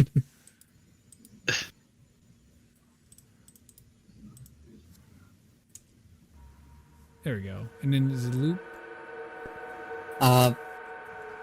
Is it Loop on? track. Yeah. Now looping. Cool. All right. Okay. Oh, he's back. What's your save DC? 18. Okay. As you sit down and cast your spell, you focus on Tyr's energy, and then your eyes open, and you have that white, yellow light in your eyes, and you feel yourself go above Waterdeep and into the sky, and you can feel that warm, radiating sun, and then you can feel the embrace of Tyr and all of his different angels as they start to guide you. And then as you feel their warmth, you can feel the scales begin to balance, and your mind begins to fall back towards the planet.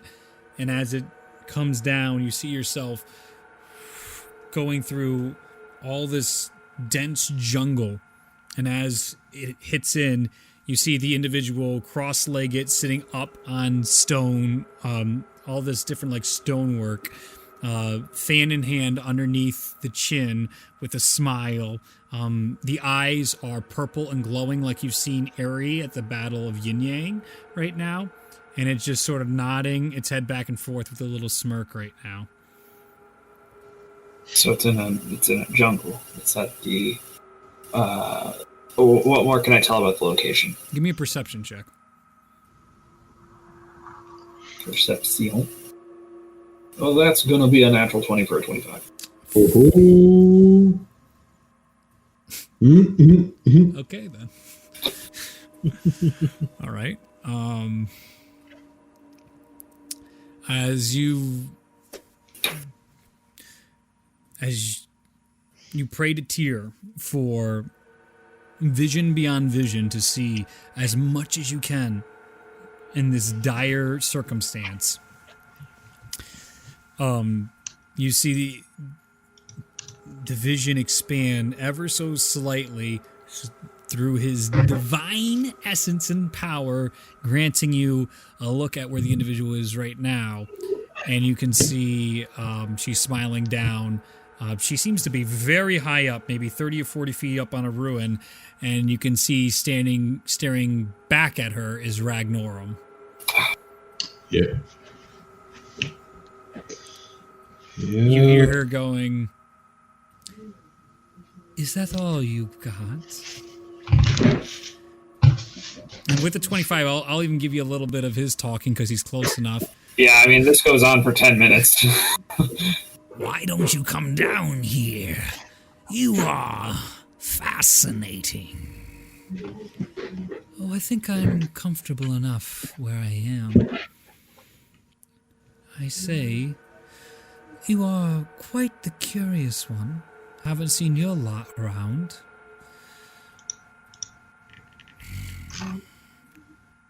I could say the same for you.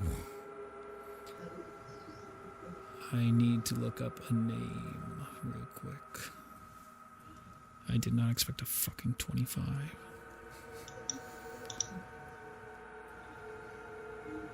Hey, what can I say? My God is an awesome God.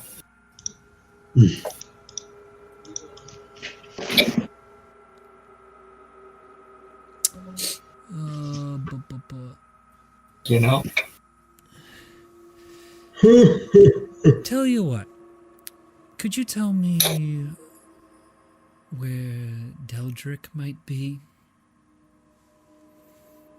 He'd know what was going on, and he had a way of catching everyone up to speed. I'm unsure what you think my role is, but I can assure you it's not errand boy. Well then, if you're not an errand boy, what do you do? A fascinating question, but I'm not one to give information so freely to strangers. The last time I saw someone like yourself, they were invading my personal privacy.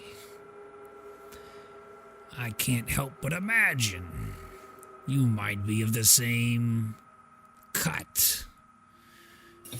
What are you looking to gain? Why come bother me? Bother you? You're in my home. This is our place, and you run around like some boy king. You are adorable.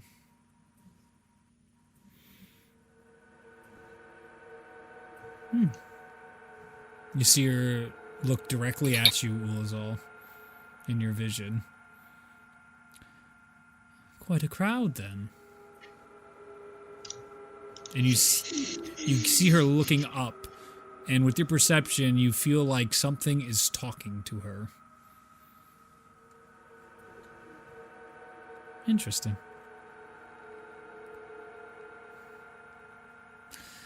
Well, let's get this over with then.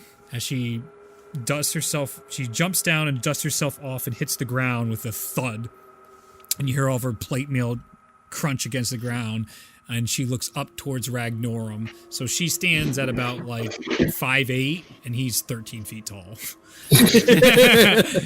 So his blades are out right now, and he's goes down to one knee, and he's still towering over her. He's like, So is it time we surrender?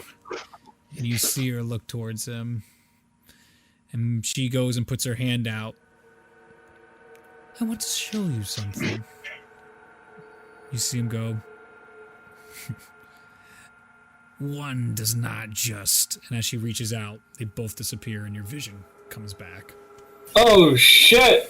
Oh, no! Oh, this is a problem! Ah!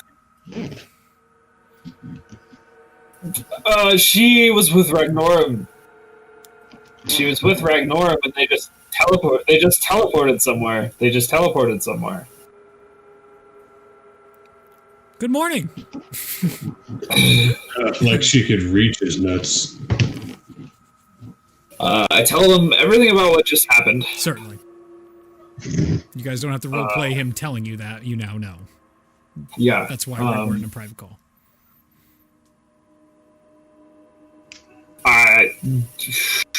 We need to be on the lookout right now. Oh, she's in the vault.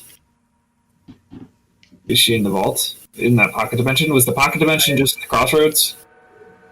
No, so that is a different thing, and that would be a very separate area that I don't, according to them, is not traceable. According to I trust that literally zero. Who is actively guarding the vault? That's up in Nature's Hold, That's right? in Nature's Hold. I'm casting sending Lizard. to Eve. Yep. I'm casting sending to Eve right now, Yep. and I'm asking her, is the vault secure? Yes, Ulazal. Nothing has changed. Should I go in to check? No. She asked you, should she go in to check?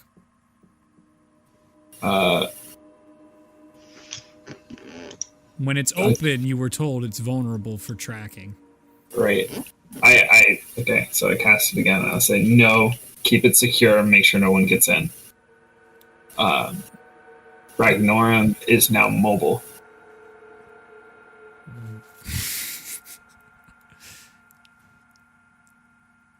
I will pray many prayers to Bacchus for guidance. See, that's communicating a lot of information in very few words. Yeah, Why say many word when few word do trick? I was about to say that. All right. What else would you guys like to do? It's the early morning inside Water Deep. So the vault is secure. Eve knows that Ragnorum is on the loose, so she's going to be looking into information regarding him. Where could they have gone? Where do you guys think they went? Can we eat over breakfast? I'm starving. Eat over breakfast. I will change the music. Maybe sleep. Talk over breakfast. Maybe sleep. Sleep? We just slept. We did. You guys slept all night. Oh, we did. Yep, Oh, yep. we did And then do he it. put you Yeah, inside. we long rested. Yep. You're all good. My man, you think I got spell slots like that?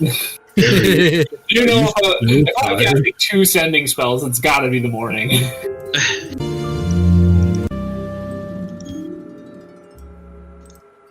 You know what? I think this would actually be a perfect time for fucking Skyrim ambient music. Nah, but I don't have it. Do it. I don't have it, so I can't do the bot thing. You might be able to find it on YouTube. I can play I can do it on YouTube. I'll link it on YouTube. I can play it for myself. It's on iTunes. Right, I just don't want to download everything. But can you play from YouTube? Yep. Literally just copy You paste do the it. link. Yeah, copy paste the YouTube link, Oh, and this thing's it'll. amazing. Why didn't you tell me about this earlier, Hunter? Okay. Jeez, Hunter. You let us down. This is clearly your fault. It hasn't been there that long. A few months, actually. Yeah, but, Relatively. relatively. It's been like, 3 months max?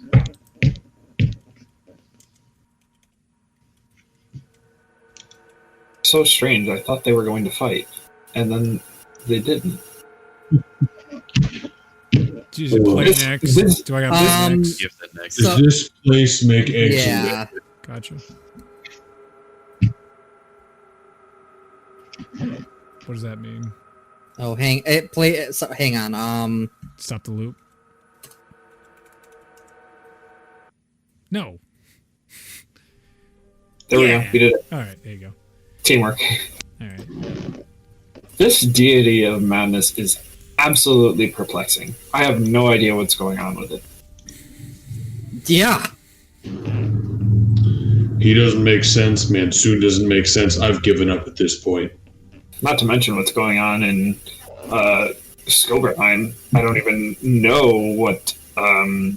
what's his name? Dude, Their god. I can't even begin to even think about that. What is So out of our not Tyr, but the Corlin. Thank you. Self. that's so out of our purview. That's what I said. Right. But you're right. Food is a good idea. Bacon and eggs. Where's God, please, somebody tell me what to do. As you guys, the bacon eggs come down. Yes. To you guys, you are. I would say honest. So you're in right now, and Salem walks in and he looks at all of you and he goes, "Hello. Okay. Well, good morning. Based on yesterday's events, we're moving up the Centennial meeting as soon as possible. So as soon as everybody is assembled, we will have our meeting." Don't we need to help Anastasia? Yes, we do need to do that as well, but we can bring Anastasia with us. So we're going to do it during the meeting. Well, we already fixed it. Yeah, they did. Thank you. Yeah, you threw me off. Oh, yeah, L'Oreal. Sorry. Thank you. Yes, that's what I thought. Ulazal is still asleep. He is an old man. I'm sorry. I'm thinking about the impending doom that we're going to face at the hand of a madness army.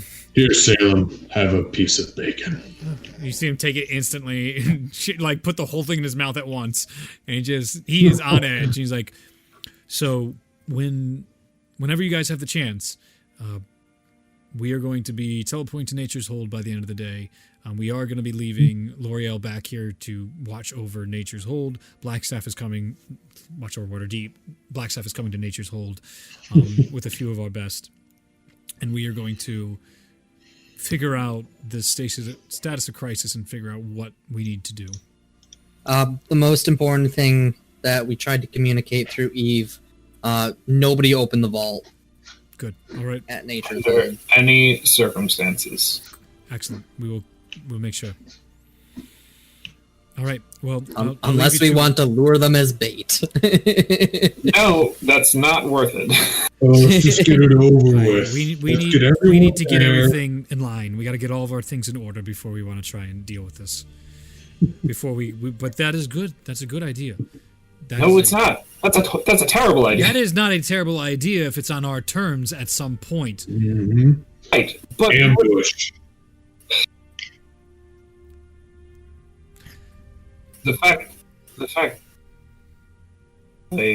We'll discuss any risk.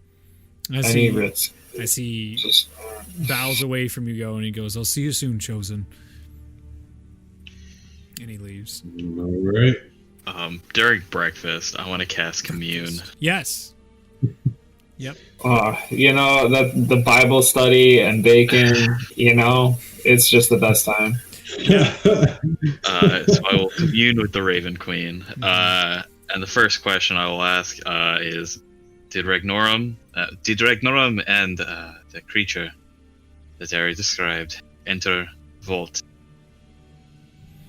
When you commune, you can actually start hearing all these ravings cawing from the outside. The temperature lowers inside the room a bit, and even the color seems to dull a little bit inside your tavern. The Raven Queen, through more emotions and images, very rarely does she outright talk to individuals. She gives you the indication that these creatures did not. I will say, did they go back to where that creature had come from?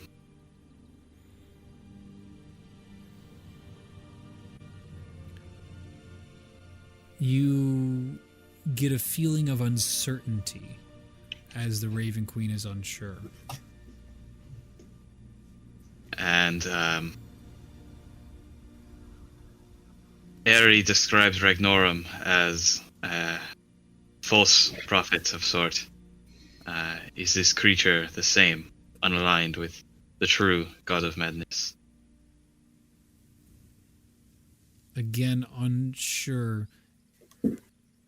Tough questions. These are both tough questions, and what the Raven Queen wouldn't necessarily know these ones. I would say because of the unknowns, you could try and ask one more question. It wasn't yes or no. She just gives you this feeling of like you feel this sense of like in your mind too of like when something ages to dust, it's a no. When you see it going the opposite way and becoming youthful, it's a yes. But you're just seeing this like paralysis of a skeleton in your mind.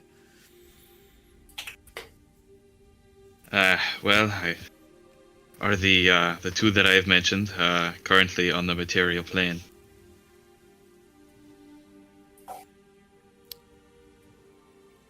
Initially, it's a no, and then it's a yes. You see it slowly turning to ash, and then it comes back to a yes. Shit. Is the vault secure now?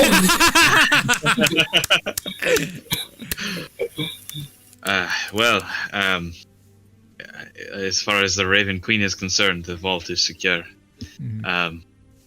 Though they seem to be moving, even within my communing, within and out of the material plane. They could be literally anywhere, constantly jumping. These are going to be a pain. I can already tell. Well, I have a meeting to get to. Let's see what the world wants to do about this. Okay. Guess who accidentally jump-started Act 3? Maybe. We'll have to see. I did not expect this, but I do like this. Who needs downtime? Let's get down to I killing. was like, all right, there's all these things you guys could do. Aerie goes off to do something. Nope, we have to do this now. The king jumped out of the water. That wasn't me, man. I know. No, it's Aerie that's right. Dude, Ryan was like, you doing anything special for episode 100? I'm like, I didn't do anything special for episode 100. I didn't do a single thing. I could have drawn this shit better for compelling fun. All right. Are you guys all cool with going to the meeting in Nature's Hold? Yeah. I'd rather get tracked and Stop killed trying to by railroad us. Brian. What do you want? That would be a fun arc. What's up? You want to do what? You said a fun arc with Brian? 11. Oh, I said I'd rather get tracked and killed by Brian. Fair enough. Okay. So That was a joke. It's like hide and go seek, except more deadly. for as you guys teleport in, you can see a sense of panic and urgency as everybody is filing into the meeting where the moot was commenced. Oh no, that was in I'm sorry, the Frozen Fortress. No, this would be the hall inside Nature's Hold. I apologize. The big meeting hall, purposely made for this big wooden table. And I guess let me get a different. Is there I need different music than the Skyrim ambience. Yeah, this is better. Skyrim battle music. Never should have come here. I'm gonna try this one. I think this is a little. You shouldn't have come here. Play Control V. Let's see if this will work. I think it's I need a little darker tone here. Otherwise, I'll go grab a different piece of music. Do I gotta skip the next song? Play next? Yeah, because you're. They could just skip. Skip will, yeah, that'll move to the next one. And because when you do play next, it actually adds a song that has the title of next from the music playlist. Gotcha. So then 2 skips then? Or did I get Let's it? see. If you do Q, you can see what actually you're trying to do. So you just want to skip once. Skip again. So now it's going to play next. Now it's gonna play next. Oh, fuck. Whatever next is. Oh, that's a no. What is that? Okay. Okay, now I think you can just Yes. play the Here we go. song that you're looking for. Excellent. That was on me. It's very simple. There you go. Nope, it fucking did day again. Did I more. not copy the link right? It's in the queue. No, just one more. Thank you. There we go. Oh, hang on, I did the Like wrong that didn't thing. work. Well, this is fun. No. It was going so well. What is that? How did that get in there and I want it out? So when you put in the play command and then just anything that is in the command, it searches for a song that has that title. Gotcha. Is what I'm assuming. Okay. Nah, I gotta get my own music. I'm sorry. After all that, we need something more. I need that tension, baby. Tension. I'm pretty sure I just got. Not too tense because it's just a meeting. It's only a nuclear arms race meeting. I know where. And I'm saying you don't want like tense battle music. We're gonna fight Brian. I don't know. I kind of like this. We're gonna summon the Tarask to destroy the planet. Oh, that's what we'll do. Tarask versus Ragnorum. He can't win.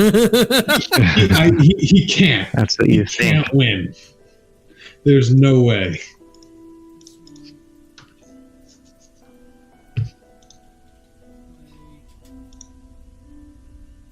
There should be a Tarask-born race.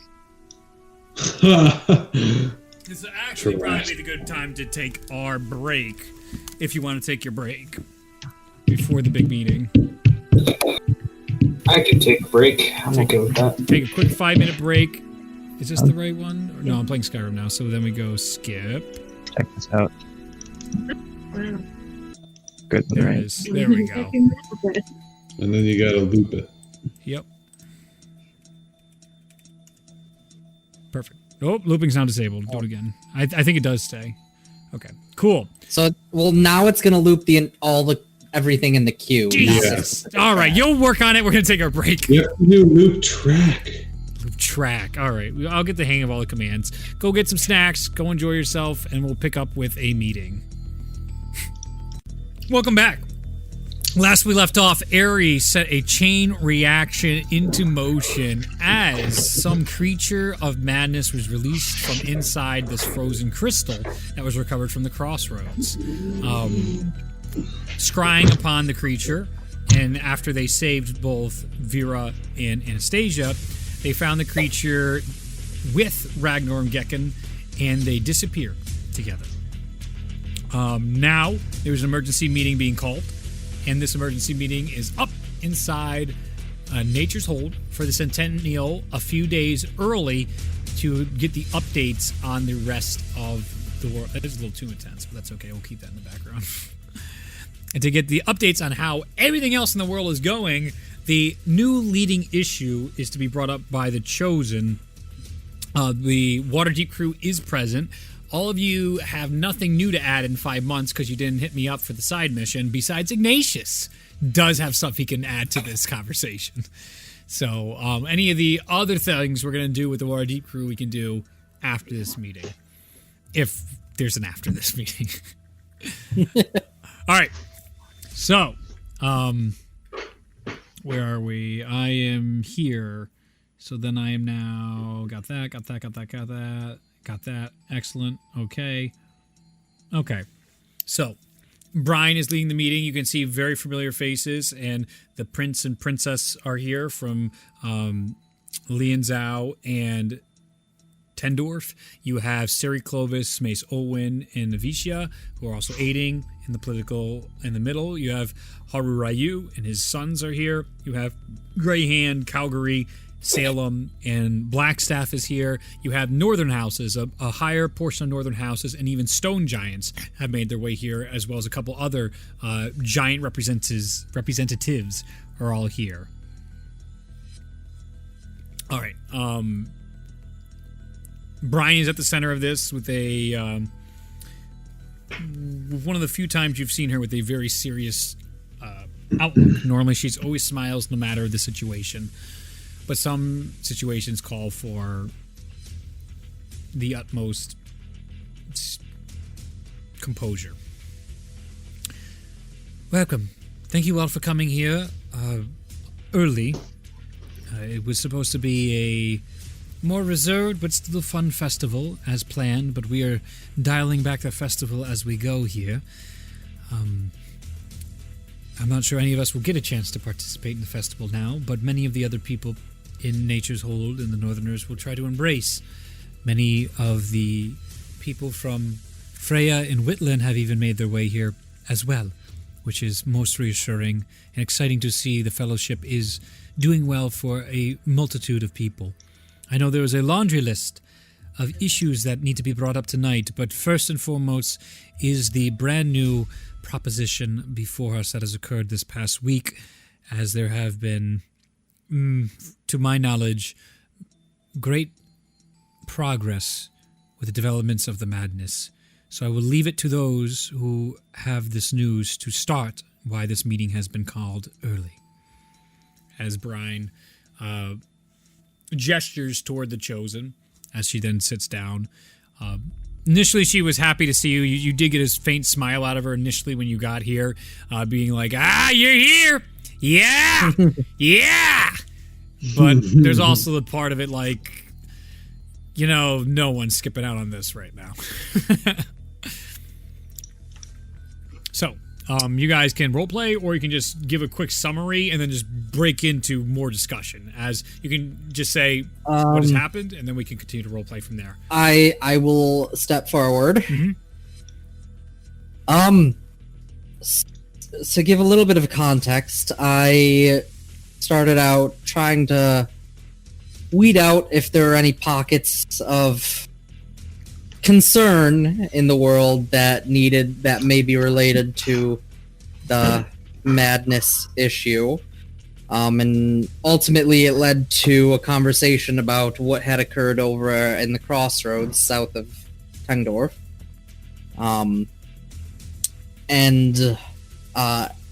What may have already been communicated through Salem or not, there was some sort of battle that occurred that destroyed everything, as well as the creation of some sort of crystal structure that was recovered by the Waterdeep leadership. And so I was just to try out some theories about what it could entail. And inadvertently let loose a dangerous and powerful magical creature that has now appeared to have sided with Ragnorum in a sense. You can hear audible gasps from a lot of people, one of which is the dissenting opinion of the Northern Houses. I believe was it a tiefling or a human? I don't quite remember. I think it's a tiefling. I don't remember there being a tiefling. Yeah. Oh, there was a tiefling. No, they died. The tiefling died. douche. I'm pretty sure at Pinna. He's so annoying. But it's either tiefling or it might just be a dissenting drow house. Regardless, I don't have a talk. It's always the dissenting opinion goes, how irresponsible! How could we let something like this happen? I thought we agreed what was going to happen. And Blackstaff cuts in immediately and she goes, it was under my supervision, and we were trying to learn something of what was happening. And if anything has come out of this, we have learned more than we could have ever hoped for. So this is not only a silver lining to the situation, but this is an inevitability. If we could not figure this out, it would have come at some point. So if you're going to point fingers, you can point them at me. And you see him going like, I'm not here to start fights. I'm just saying I thought we were going to be cautious with these things. Fireball. I will directly look at them, and I will say, there is no way we could have been more cautious. It was a completely unexpected situation. There was no way to even possibly grasp what would have happened based on what we were experimenting with, and the knowledge we had to gain is invaluable because we know next to nothing about what is this. Me being the most experienced person in this field, and I still know barely anything. So if you're going to be upset, deal with it. calmly returns down to his seat, or leans back rather. No one's standing yet, but he just goes back and just like just eats his tongue, and you see Brian just what normally would be smiles, just looking along. So, so we know it's on the loose, and I was told that they don't know where the spheres are. We know that Ragnorum wants the spheres. So I have already set into motion a target hardening of Nature's Hold. We have every resource available is coming to make this place as impenetrable as possible and as strong as possible for anything they might throw at us. We even have our wizards working on as many words and spells as possible right now with Eve and any available wizards or casters to make sure nobody can teleport inside here without our say-so. This is a very difficult to do, even though we have so many casters and resources at the moment, but I think it is achievable if we can get enough time. And one opportunity that presents itself in this situation is, given the rapid nature of which their movement, if while we've already passed along not to open the vault at this time because of this, it also presents an interesting opportunity because, from my understanding of this magic, there's a limit to how many can be transported, no matter how powerful you are. So we could potentially utilize this as an opportunity to create an ambush if we feel we are strong enough. About a split down the room of how people are feeling. Some like, oh no, we happy to get a weapon. Others very tentative to this. I would say Haru speaks up at this point and goes, "How strong are we talking here? We see the Blackstaff as now of different appearances, as well as some of your grey hand with you. It is concerning if but one creature released could best some of our greatest casters and minds. I worry if they can teleport even a few more, how ready could we be?" Tyrion is gonna pipe up. Yeah. And just to make you all truly understand, Ragnorum is, in its own right, a creature of massive devastation. It cannot be affected by any sort of non-magical weaponry. It is less affected by any sort of standard type damage, typically. It has an amazing constitution and an incredible amount of both physical and magical power in its own right. Literally everyone in the room's like heart gives out. Drops out at that. So what we're learning is we should probably not lure him into a single combat. Perhaps there's a way to weaken him. Was this, and I think was this not a topic of our discussion last time, that there is weapons out there that can potentially weaken the monster? That is something that came up last we had discussed. Have we made progress then to find such weapons? If somebody gives me a seed, I might be able to make a tree out of that. Some nods. I just remember that I have the Legend Lore spell. Okay. As far as we've seen so far, we have not had any whispers of where these could possibly be. Were you gonna say something, Justin? Yeah, Titus will pipe up. Yeah. I seem to have come across some information regarding the claws of Zahir.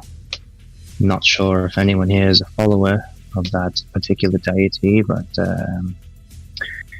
seems that might be a worthwhile endeavor. Well, those are the weapons we were talking about. Yeah. But the book itself details more about the books and their Yeah, exactly. their origins and where they were lost to the world. Did I send you the blurb about it? You did. Okay. You did. Okay. And that's why I'm bringing it up. Yeah, put it in because that chat came so up. now all players can have access to it. Okay. If I didn't already. Yeah, you didn't give me the whole blurb. I just took like random notes Oh shit! on it. It's somewhere in here. So I'll give it later. Put the notes in for now, but I can give you the rest as it goes. Well, this is hopefully your seed, is all that you can find something of the utmost importance for. There's an underground city, I believe it's called Kronos. Perhaps deep underground in Penk. Was the information I received from you, Iris.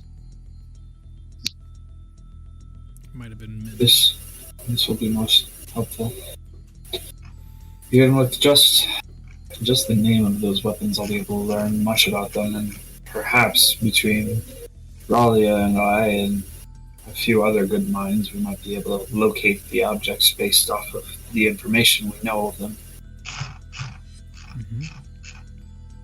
A little bit of tension comes out of the room as so there's some sort of plan. You can see people already regripping the reality and things are getting a little looser here. I would Elliot. also like... Oh, go ahead, Robert. You mentioned a handful of underground cities. I assume you know nothing of a network of cities. Does anybody know of this history? Brian shapes up and she goes, I came from underground cities in the Underdark, many of which were inside Penk, and we had to leave many years ago, probably about 18 or 1900 years ago. I led them out from underneath there, from the grasp of Loth, and the tunnels are numerous and endless, and beneath the lands of Penk are an expanse that could definitely hold ancient artifacts of anything pre-collapse. How many of these pathways back to the underground or to the Underdark do you know? Can you point us to a direction? Still, I probably know maybe 2 of them you could find through the difficult and still dark, difficult and dangerous to take. Many of the pathways I went were closed up behind me, thanks to a very spiteful and angry deity. But you can enter them through either the great mines of the world or the endless mines. Either of those mine ranges lead to more and more tunnels, but it is very difficult to navigate them. You would potentially need someone who has the equivalent of Mr. Jaqualdin's coordinate. We had coordinates made for such discovery, and I know there are people in this world that have these that can trace back to some of the ruins prior to our world.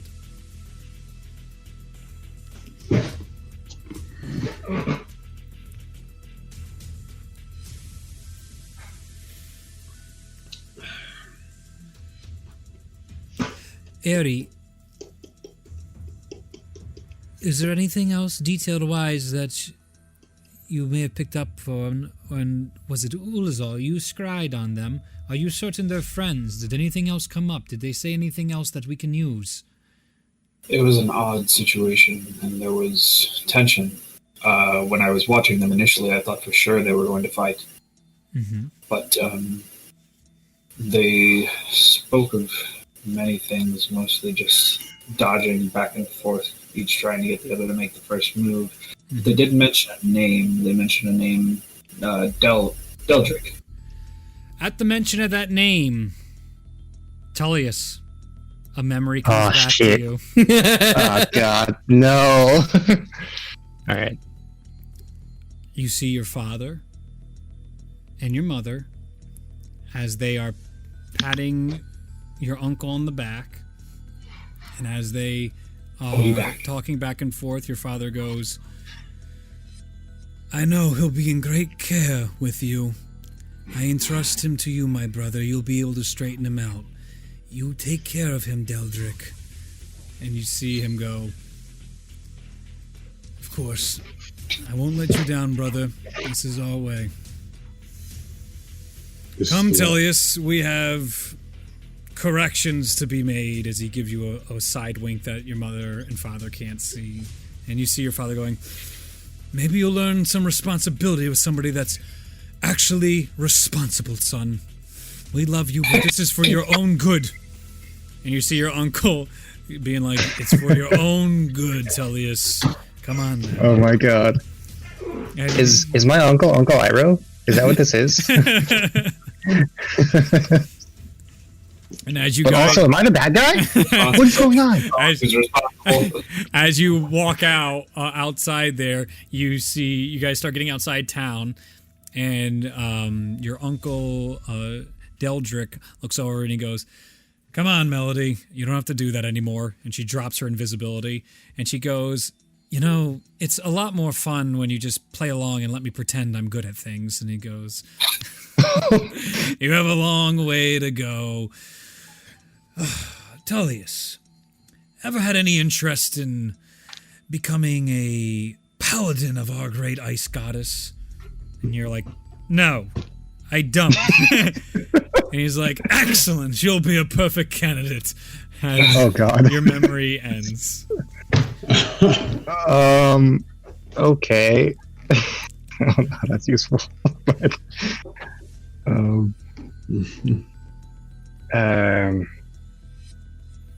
it has just stricken me, everyone, that I believe I may know of this Deldrick. I believe he was actually my uncle, who I had journeyed with in the past. I'm not sure what to make of that.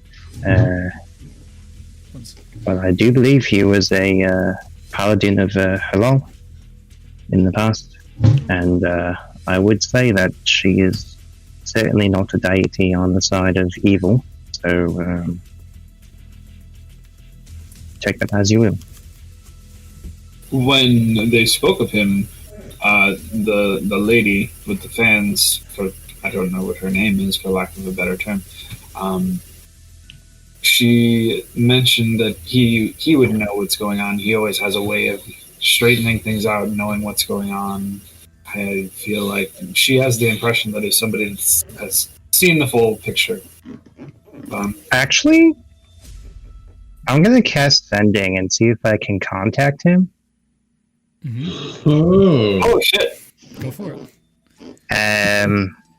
Hey, Uncle Deldrick, it's your favorite nephew, Tellius. How's it going? You feel it connect, but there's no response. Oof. Rude! Oof. Oh, he ghosted you.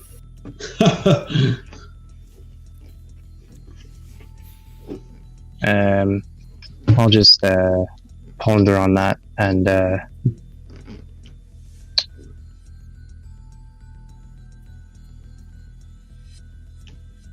yeah, I'll ponder on that and offer a prayer to Halal, kind of while I'm in the meeting. Mm-hmm. Trying to listen, but also kind of like directing my energy that way. Like, hey, we had a thing, and then like my uncle, I just remembered his name, but like he's not talking to me. Is he okay? That kind of thing. Mm-hmm. You get a feeling of like motherly comfort, but this is almost like a mother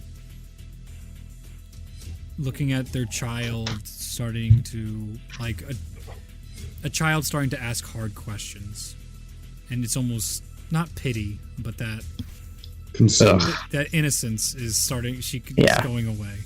You're too little to be thinking about this. I'm only like 1,000,000 years old. Too little. Maybe one day when you're older. When you're old. Shalmir is going to say to Teles, "Do not fret, my friend. All may turn to evil, but remember, all may come back one day. Your uncle is not lost to us, no matter where he is." It is the way of the storm.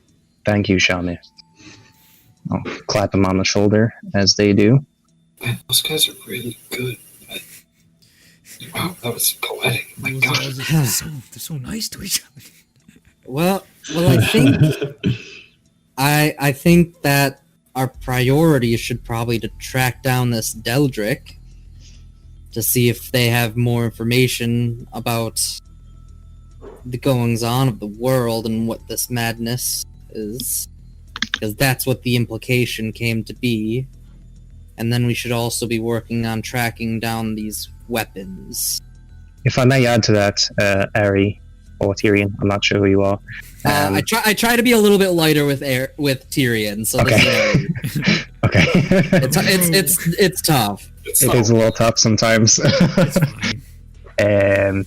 So to add to that, I think we should also be looking for that scripture, that book of Hells and Heavens. Which reminds me, just getting in since it was a day early, walking in is Orhana. As she is inside the meeting, as she gets in over here and she throws her bow onto the table and then hops up onto a chair, and her typical face, she's like, "Sup?" Do you bear news? She looks around just like, "Oh, is it? Sure. We've narrowed it down to the island. He's pretty dug in. It's off the southern coast of Yongguk. He's... How did the Grey Hand put it? Become the king of the forest? Basically, how do I say it? Couldn't enslave any more people, so now he's enslaving animals, and now he's trying to play king of the animals on his own private island." That is Probably it just both, like laughs. yes, that is both pathetic and deeply worrying at the same time. I have plenty of experience toppling corrupt, tyrannical governments, so I would love to go kill a forest king. Right, so maybe the priority is as is. This sounds like a quick and dirty mission, that King of the Forest thing. Perhaps we could retrieve that object very quickly. Mm-hmm. Reconvene with knowledge we gained from that. And then we have two groups. We have a Waterdeep crew and the Chosen, so perhaps we could pursue one group searching for Dendrick, the other one perhaps journeying to the underground bank on an expedition. That seems like it'd be a wise use of our time. In the meantime, I know we've developed, or at least tried to develop, methods for mitigating the spread of madness. So hopefully those methods work and we can expand upon those for those who are not on expeditions. Need more rolls! Gotta hit me up, and then we can progress those. There's information every character could have brought to this meeting if we had a little side missions, but life's busy. I get it. We're good. If I could D&D more, I would. All right. Let's continue. Is there anything else you guys want to talk about before we start digging into all the other shit going on in the world? I just had a quick searching for the claws of Zahir. Yes. Tails going into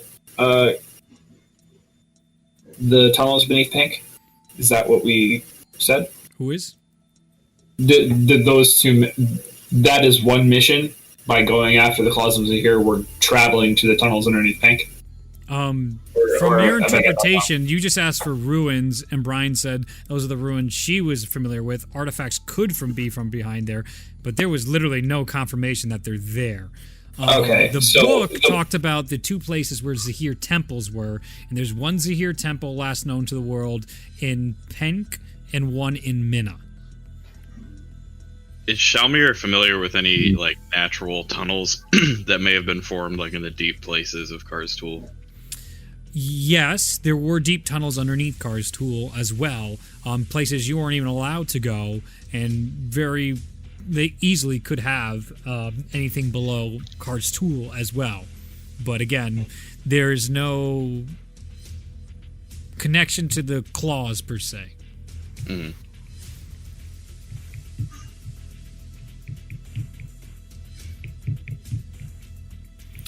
Okay, so our priority isn't necessarily exploring the ruins, it's finding the claws, correct? Yes. It's just an assumption that the claws are at a ruin. And Yes. so if we, do some scrying and some legend loring, we could probably find a somewhat accurate location of where the claws are. Correct? It was mentioned that they were underground in a fountain of some sort. We did not know that they were underground, but these cities are underground, and the claws are within a fountain. So my presumption would be that there is some kind of underground fountain. Brian, do you know? And have you seen? Is this recognizable or any? Does this sound familiar of any sort, or anybody who may have seen underground pathways? Brian looks to some of the Northerners, and the Frostborn leaders are here as well, as they look to one another, and they go, well, and this is Brian, I mean, if you're talking about fountains, that's a pretty legend as old as time here is, there's talk of a fountain of youth somewhere hidden deep below Pink.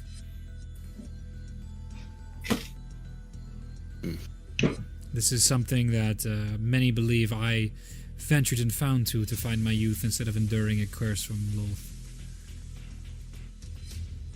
Which is not the truth, obviously. Or I would take you to it.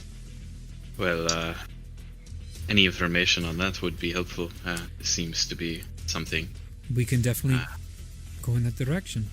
I can get as much of my information down to you and to you guys after the meeting to try and flesh out an expedition if that's the route we want to take. I would appreciate that.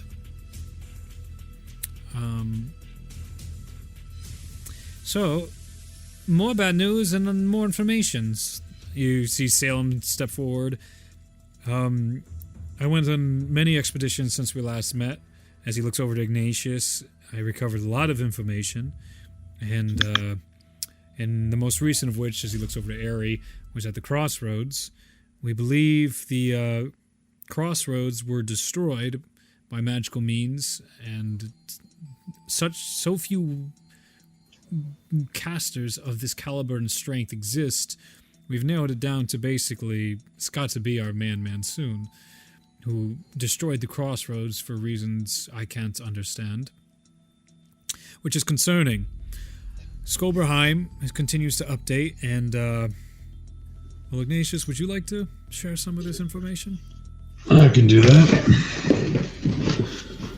So, Salem, Torleaf, and I took a scouting mission into southern Minna.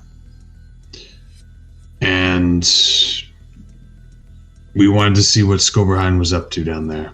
And we found that it's everything from the Ivory City to the Ivory Wall is a ghost town.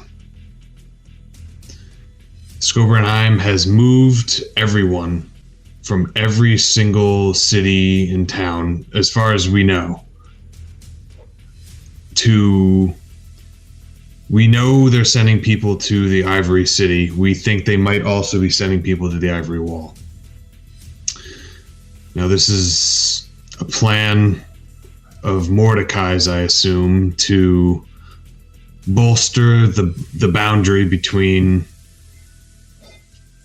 northern Minna and southern Minna, and also put a barrier of open land that would their boundary fall, whatever any attack against them would have to walk across miles and miles of nothing, with no one. The water has been sealed off. The food has been poisoned, and it would be ripe pickings for them to go in and strike away at forces that are most likely spread thin. In addition, when we arrived at the Ivory Wall, we found that south of the wall there was thousands of madness lizard folk just piled up, just crowded up against the wall, trying to get through. And we saw Valkyries fly over them and summon some light that came down and just destroyed a large number of them, bored deep into the ground. So there's a lot of worrisome things going on down there. From what I gathered with Ignatius and the notes, even some of the individuals fighting for Skoberheim are having second thoughts and doubts about what they're doing, even at the highest ranks. And we've also learned that this incredible divine weapon they have is being coined the terminology, the Judgment of Corlin. It is devastating, and unfortunately, we have no defense against something like this. It's the journal we found was actually from a Valkyrie, and it spoke of,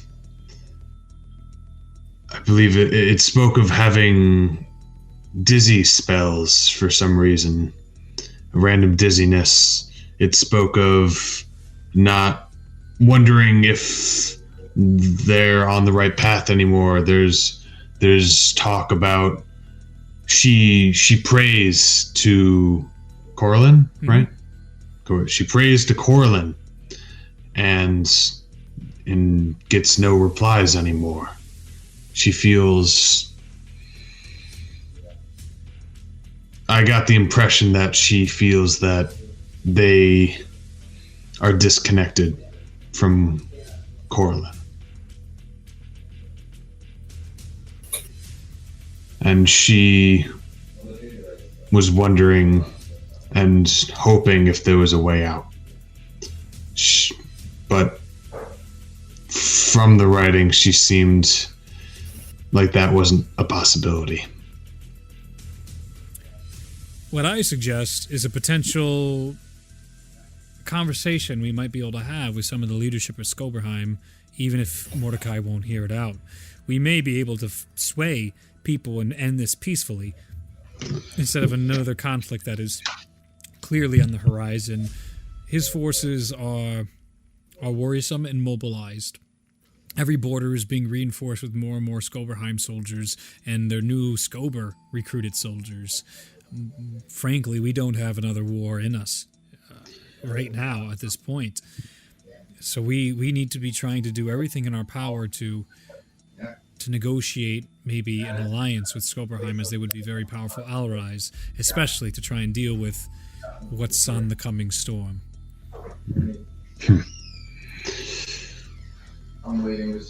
Who could we possibly talk to in Skoberheim that's not going to be aligned with Mordecai? I think we have to talk with people who are aligned with Mordecai. My suggestion is we try and find this Valkyrie, and maybe we have one of our own friendly Valkyries mediate, and we try and see if there are more like her. And you can hear one of the Northern House leaders stand up, like, you want a coup. You do know that this is how revolutions are started. Again, are we in the business of civil unrest and revolution in foreign governments? Do we have any right to do something like that? And you see Salem looking over and he's like, that's not my suggestion. We just need to actually get an open dialogue. Right now, we don't have that much. And we don't want to be on the edge of war again.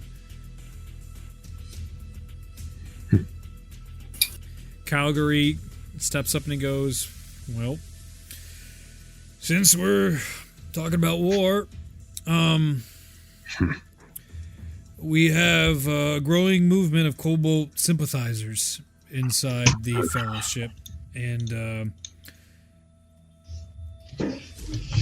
this is actually pretty understandable.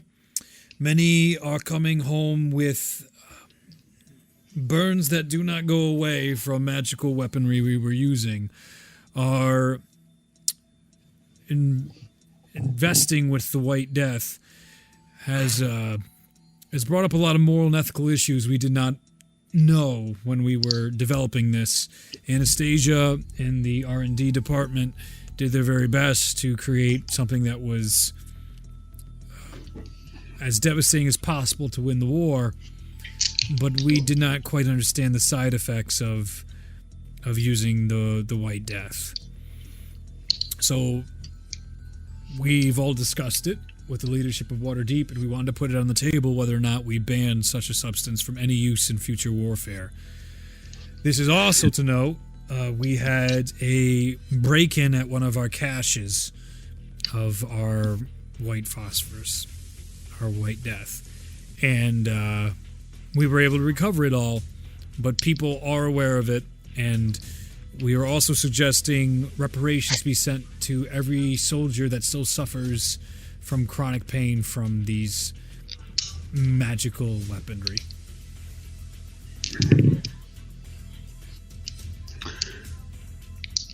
That doesn't seem like it should be a discussion. That seems like something that should have already happened. This is what we're putting forward. Some believe war is war, and all failures in war. This is not my decision to make, it is our leaders. If the White Death is made illegal,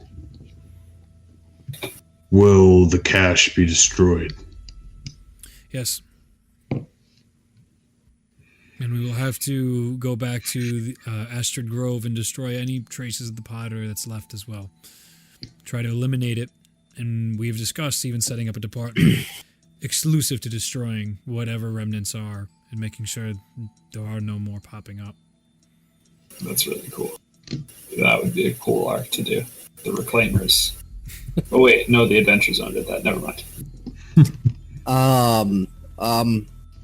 Well, my only argument to not completely banning it, this is Aerie speaking, what if such a creature such as Ragnorum, or that thing we saw at Nature's Hold, turns against us? I mean, if we banned it from use against other humans, or, well, not necessarily humans, but humanoid type creatures. The question, I feel conflicted because I feel we shouldn't hinder ourselves when we're faced with such grave threats. This is my opinion as well. I agree with Aerie. This tool can be used against greater threats than we can handle. Maybe if there's a restriction on the unified coalition approving of the use, it it'll restrict the timing in which it can be deployed, but it would prevent. It would need authorization prior to use, is what I'm suggesting, based on the type of threat being faced. Brian chimes in. Well, now this is just a sending spell away, and a message only has so many words in it. And now, how are we going to make an informed decision? If in a few moments, some people are going to try to push for use in dire circumstances, and we need to be able to make the right call when it is a dire circumstance, and we can give approval for such a thing if we were to keep it. I am unsure and undecided as well whether or not to keep it. With such devastation, on our horizons, we have no way of combating the Skullbeheim Valkyries, and we have no way of combating the impending Ragnorum and his new friend. This is something we should not get off the table. But these are also things that we are responsible for. If we are permanently damaging people, there could be dire consequences to future use. I mean, any side effects, anybody caught in the crossfire of this use, that still falls upon us. A world of chronic pain and sickness. That is not what I stand for, and not what I fought for.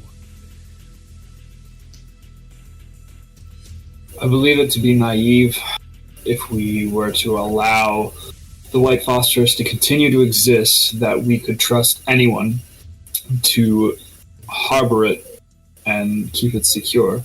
Even within our own alliance, I'm sure there are at least a few people with less than pure intentions that could potentially gain from selling or distributing such a terrible thing to people with similar ill intent.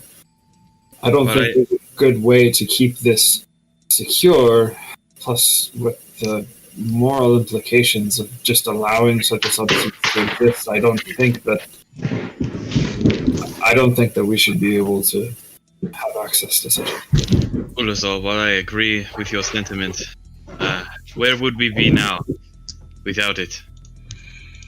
Would we be under the thumb of the Cobalt Wolves?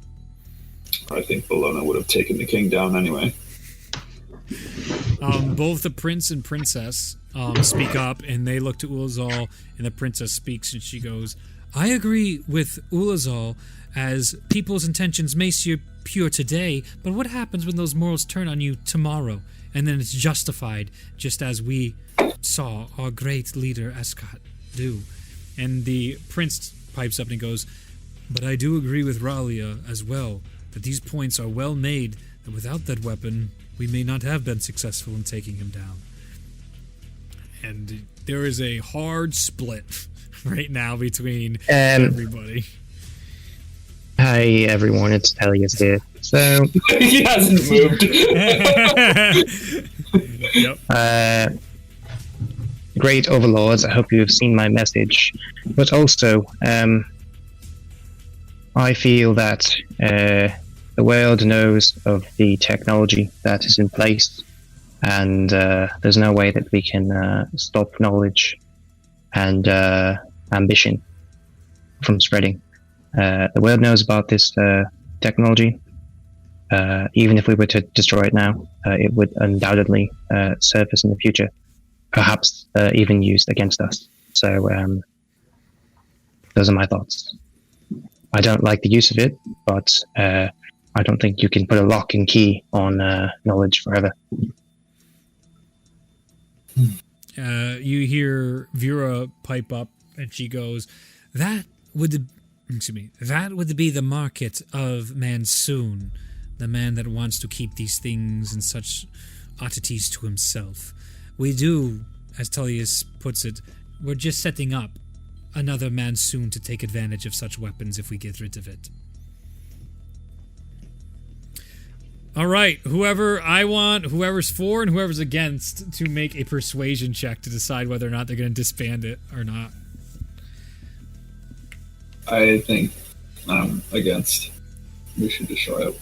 Mm-hmm. All right, we'll Aerie lead is that for. team. And Aerie will lead 4. Raleigh is for it also. We will do Aerie versus Ulazal in a roll-off of persuasion. Dirty 20.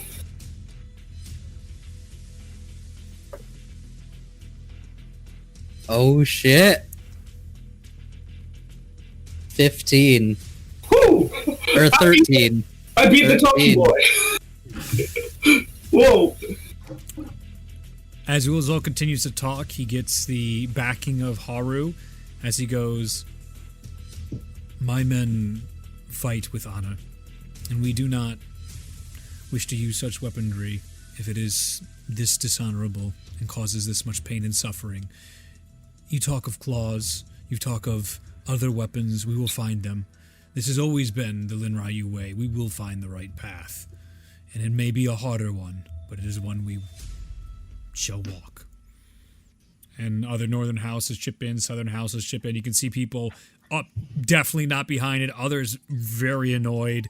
And this seems to be one of the first disagreements of the Fellowship that has ruled in a very Unified front. in a unified front. This has been a very striking decision to be made. And as Calgary nods and goes, we will move forward then with the plans to continue to wipe out any sources we have of it, and we will update you by the next centennial. Excuse me. So we're here. Raleigh is visibly disappointed in Ulazal. There could be so many corpses. Days. I mean, think about the things that she does to people. Yeah. Right. That's a little bit more concentrated. More controllable. It's basically cloud kill.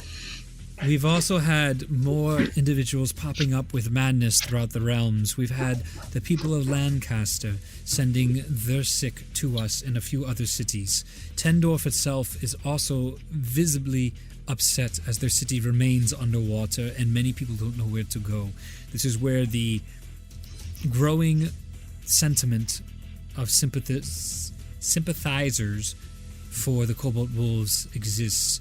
We are starting to see paintings and monuments to Escott Grandier popping up throughout the land. We have to do something for these people. It is my hope with our initiative right now that we will be doing emergency humanitarian aid to these people in particular so as we don't lose them to more radicalization. That was the plan before this week. So we don't have resources for everything. We are very limited in what we can and can't do now. We have to make a decision whether or not we go to help these individuals or we leave them after taking their city from them and stretching their resources thin. They are looking for help, and we just don't have enough resources to help them and protect ourselves right now. What do you suggest? I would like to help as much as I can. Before we get into a fight with Ragnorum or possibly Skoberheim, before we get into anything, we need to make sure that the past conflict is settled. We don't want to start something else while we got something else. The other things still happening. And, if we don't open the vaults, well, I only have limited knowledge of the various planes, but it's near impossible to find a singular pocket dimension. If we just never open the vault, that should buy us time to coalesce our resources a little bit stronger, and I think avoiding an uprising from within might be more beneficial than fortifying nature's hold for an attack that may not come if we keep it in its place. There's Something agreement. something's gonna come to a head, whether it's Skoberheim or Ragnorum. We're gonna want to have the Fellowship unified and strong in order to defend. Then it's We need to do that now, before anything else happens. You hear Eve. Nobody's going to be getting into that vault besides me or Vera or the select casters we have. And that is of a very short list. We will keep it safe, and we will keep Nature's Hold safe in return. These monsters have taken our homelands from us, and we will not let them continue to take yours. Okay. That is. I wonder Yeah.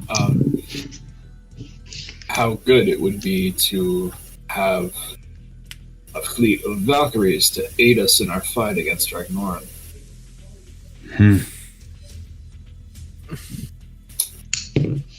Is a very tall ask, and as we said, we're not in the business of interfering with international affairs. However, when it comes to threats of a global level, perhaps we can find some even ground. You see the Southern House looking at you, the one that's dissenting house. He's like, and Hammurabi's there too. I forgot to mention that. Obviously, all the major players are present. You see him like, Are you saying what I think you're saying, Ulazal? We get Ragnorum to invade Skoberheim first! it's, no. I misheard that. Nope. You're right. You're correct. I misheard that. I think it's more of them lending us Valkyries in a assault against Ragnorum. He just sits down.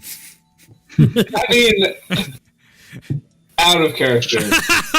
Honestly, though, there are two ways that could go. If Ragnorum invaded Skoberheim, either they would be decimated at their shoreline, or they would manage to infect all of the Valkyries.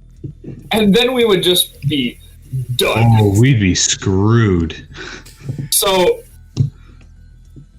yeah. We need to ramp it up! I love it! Not that. Things are ramping up in episode 100. The tables just keep getting hotter and hotter. Actually, with that said, by the way, the stone giants do pipe up, and they go, and it's one of the representatives that isn't Jiver, but Jiver is with this group. Oh. We are here in good faith to help wherever needed. If there is a humanitarian crisis, we will be the first to be there to aid. It is the very least we can do. And you see a bunch of northern houses being like, it is literally the very least you can do, under their breaths, and looking at them with disdain and hate. Especially some of the frost giants look over and they're like, I don't know if we can trust a bunch of stone hedges with such important duties. You sure you're not going to start putting their heads on pikes? And you see the stone giants just like, almost with every word it feels like they're getting hit. And they're just like, we will serve the Fellowship through and through. We have but the utmost allegiance. And there's just like almost spitting at them at that word. How many of these refugees or revolutionaries are there? Brian sighs and goes, well, the population of Skoberheim is just over 400,000 people. We have tens of thousands of people starting to organize. We don't have any place for them. We've been trying to migrate as many as we can, but we're talking about hundreds of thousands of people. And are you talking about Tendorf? Yeah, I meant Tendorf. I said Skoberheim, didn't I? I meant Tendorf. I meant Tendorf. That's it. Skoberheim is fuck more. Yeah. Way more. Mm-hmm. Their numbers alone are upsetting and definitely could have changed the war prior. Mm-hmm. Some last minute issues.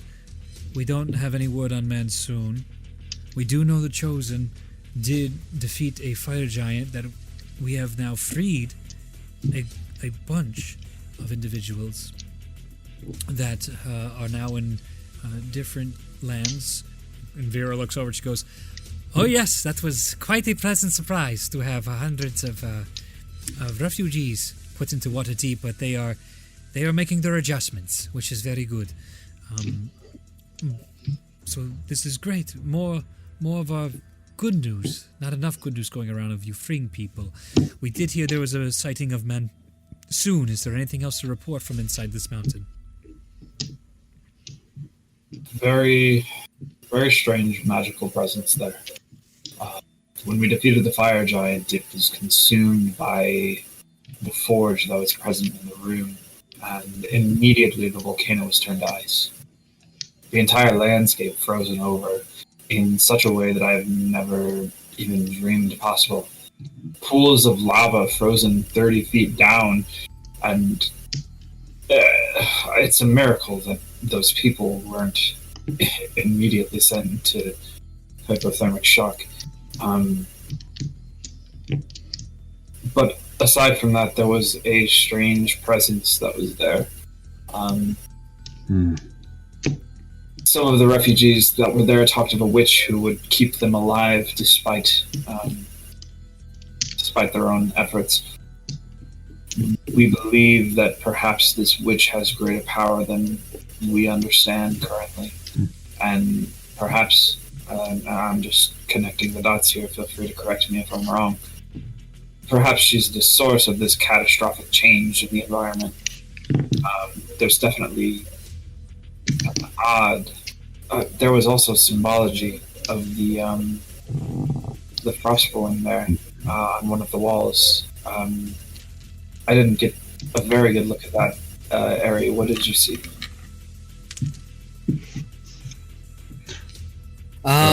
Somebody wrote it down. It was so the symbol does not look like this as I gesture towards Tellius. Which it is looks similar. It looks very similar, but it looks more directly akin to what was seen at the Frozen Fortress rather than this symbol itself. So the difference is in Tullius is it's a bit thinner and there's more like ice to his. Like it literally looks like the star itself is frozen, where the Frostborn is more a star in the exact same shape. It's the star and a little thicker. Thick star. Mm-hmm. And the most prominent area was blocking a secret vault or room of the fire giant where it held supposedly secrets that seemed to have drawn the interest of Mansoon's following. You see the leader of the Frostborn pipe up, the small woman, and you hear her go, "Was there anything else? Anything written in the ice?" Mm-hmm. Somebody read that. Mm-hmm. Who read that? Was it in Giant? It was written in Giant. It was not. Yeah. It was written No. Oh no, it was written in whatever you perceived. Yes. Yeah. Oh, right. What did it say? I don't remember. He posted it. Where? I think in general chat a little while back. So Yeah, I was scrolling through. I couldn't. I mean, I scanned. You it, could but I control couldn't find and probably just type in Codissel and you try and find it. Uh-huh. There's literally a search feature in Discord. Mm-hmm. My No, Discord's not I can't- loading at the I moment. can't possibly. It says Codissel. Yeah. Mm-hmm. Yep. Yep. Codissel of You white. could probably just type in white and then key search it right to whatever this phrase was.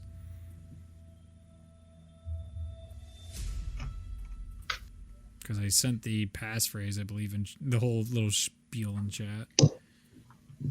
Or maybe I didn't. Maybe I said it out loud and everyone ignored The it. only thing I see is Codissel of white. Oh, The blackness of the void is what threatens to swallow you whole. That was the. Oh, that was the riddle. Yeah. That was the riddle. Okay, so I must have said it to you out loud then.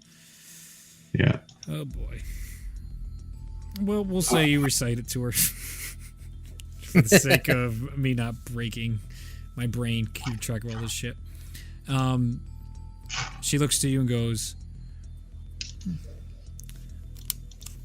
"That is fascinating, to say the least. Those are such ratings associated with our faith in our ice goddess." No, actually. There are none, she said. No, those are, she said, that's funny, that is associated with our faith in the ice goddess. Okay, so it must be a temple? Well, such an artifact, the Codicil of Light, would be located with our ancestors. The Frostborn were said to be the first people of the ice goddess, and they were born inside the ice wastes. We traveled from the ice wastes, and we landed at the peak of Jinzhou. I would imagine in either of those places you might find such an artifact. Some of our people are still there. Some stay behind into the ice wastes. And some are up at the peak. I believe you, Brian, had a friend of yours and a team excavate it. That's where you got your shiny new sword. And Brian Notch goes, "A great archaeologist." Nerd.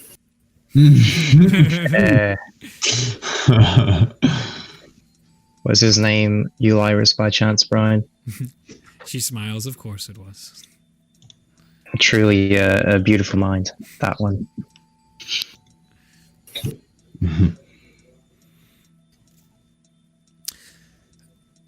I imagine if you seek answers with the ice goddess, it would be around there. It's said that she still wanders the lands of the north. And if you've angered her, maybe this was her repentance back at you.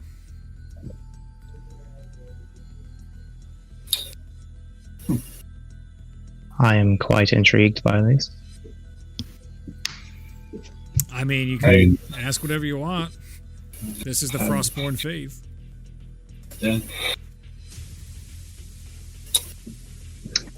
What are some of the core values that the Frostborn glean from their goddess? I'd like to see the similarities and differences between practices. The ices can be forever. And if you can endure that forever, then you are born again strong. Stronger than anything in the world that cannot break you or break you down. If you can endure the winters, there is no storm in which you cannot pass through. There is no conflict which you cannot conquer. We very much believe in following the way of hope and following the way of righteousness. These are core tenets of the ice goddess, and those who dare stand in its way are stricken down. What is the name of your deity? Many call her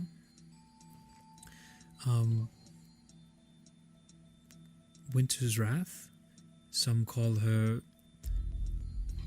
the Eyes in the Mist. But I believe our oracle calls her Aerie.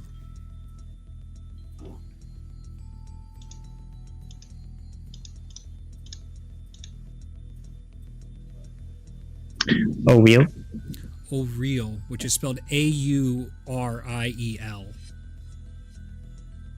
Ariel, got it. Yeah, but it's actually Auriel. It looks like Ariel, but I looked up how to say it, and that's not how you say it. Oh, real? Auriel.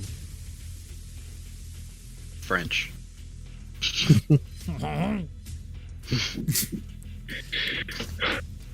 No flashbacks this time? Is Is she Give at me a all religion check. associated? Okay.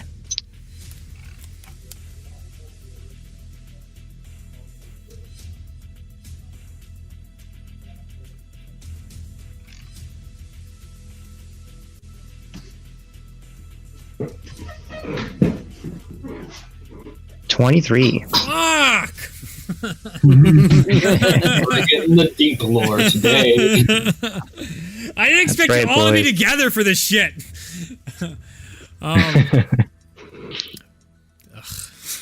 At the mention of O'Reilly, you see yourself as a very young Tullius, and you are inside one of the holy houses of Halal, and people are praying, and you keep opening up your eyes, and it looks like you're in some sort of ritual where they are kind of like a first communion of sorts. It's around those lines. And as you're looking over at the food that's been put out, you're trying to inch ever closer to it. And you see this young, almost, it resembles that of a frost elemental, but you can clearly see the features of it, and it's the face of a woman. And she smacks her hand to the side, and you hear in your ear, "You're just a vile little shit, aren't you? Focus and stay on point."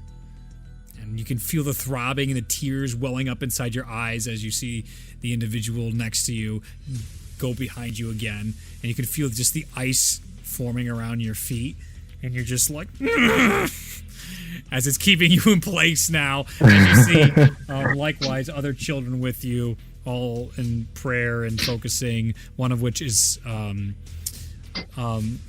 you look towards the side, is Melody outside the window, just seeing this. And you can see her be like, just pissed off at what just happened outside, and she's about to start a muck when the memory ends. Okay.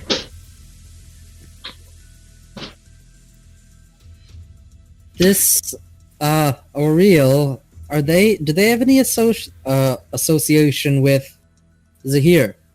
A companion, adjunct?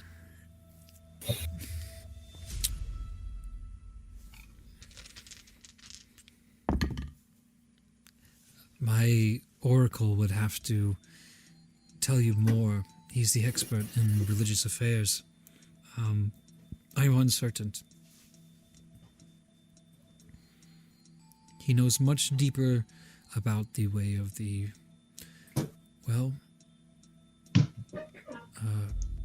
what many call the Frost Maiden.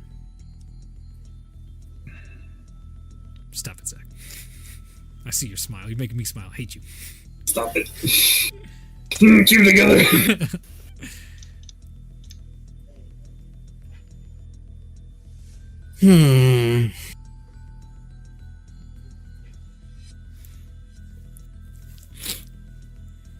And I believe... Does that wrap up? Trade roads are underway. They're working really well with those and laying them down. They have been making progress between Siri Clovis and the political access. Just a lot of people that are sympathizing with the Kobolds are not thrilled that foreign invaders are now occupying Freya. So they're trying to mediate that with the prince and princess, and it's going all right. But any humanitarian aid would be a big help to putting that down. And I think that's all the major topics of the Centennial meeting. Cool. So, our action points for this meeting. Waterdeep is pursuing... King of the Delric. Forest, right? Yeah, Waterdeep Or is is it pursuing Deldrick? and then Chosen are pursuing the Claws.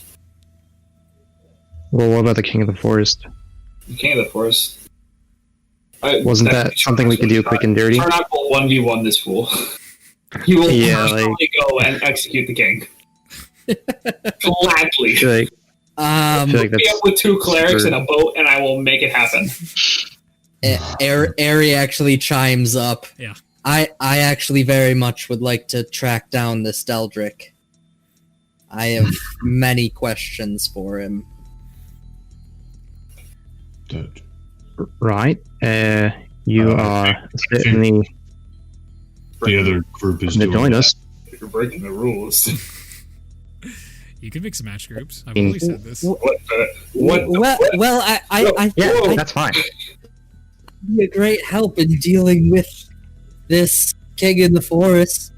I definitely, certainly would be able to help manage any sort of enemy.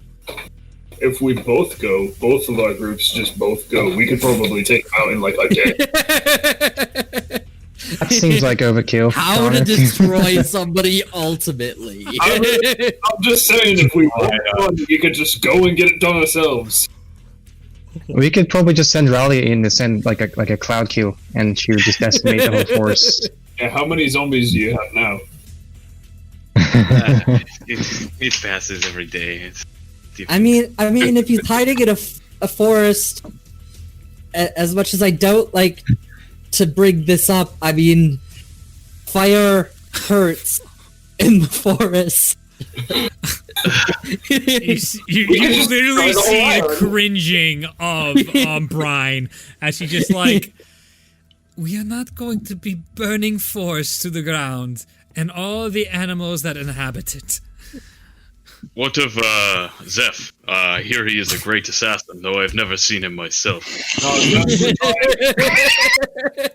went full Hawkeye. Oh, just punish your DM for letting you do what you want. Just fucking. What if we just make an army of PC characters over level 10? What if we just and then we get them all together at once? Totally chimes in. I'd like to go on a road trip. Basically, what we need to do for Ragnorum. We gotta get the crew together. We gotta go around and track down Zeph. He'd be like, "You son of a bitch!"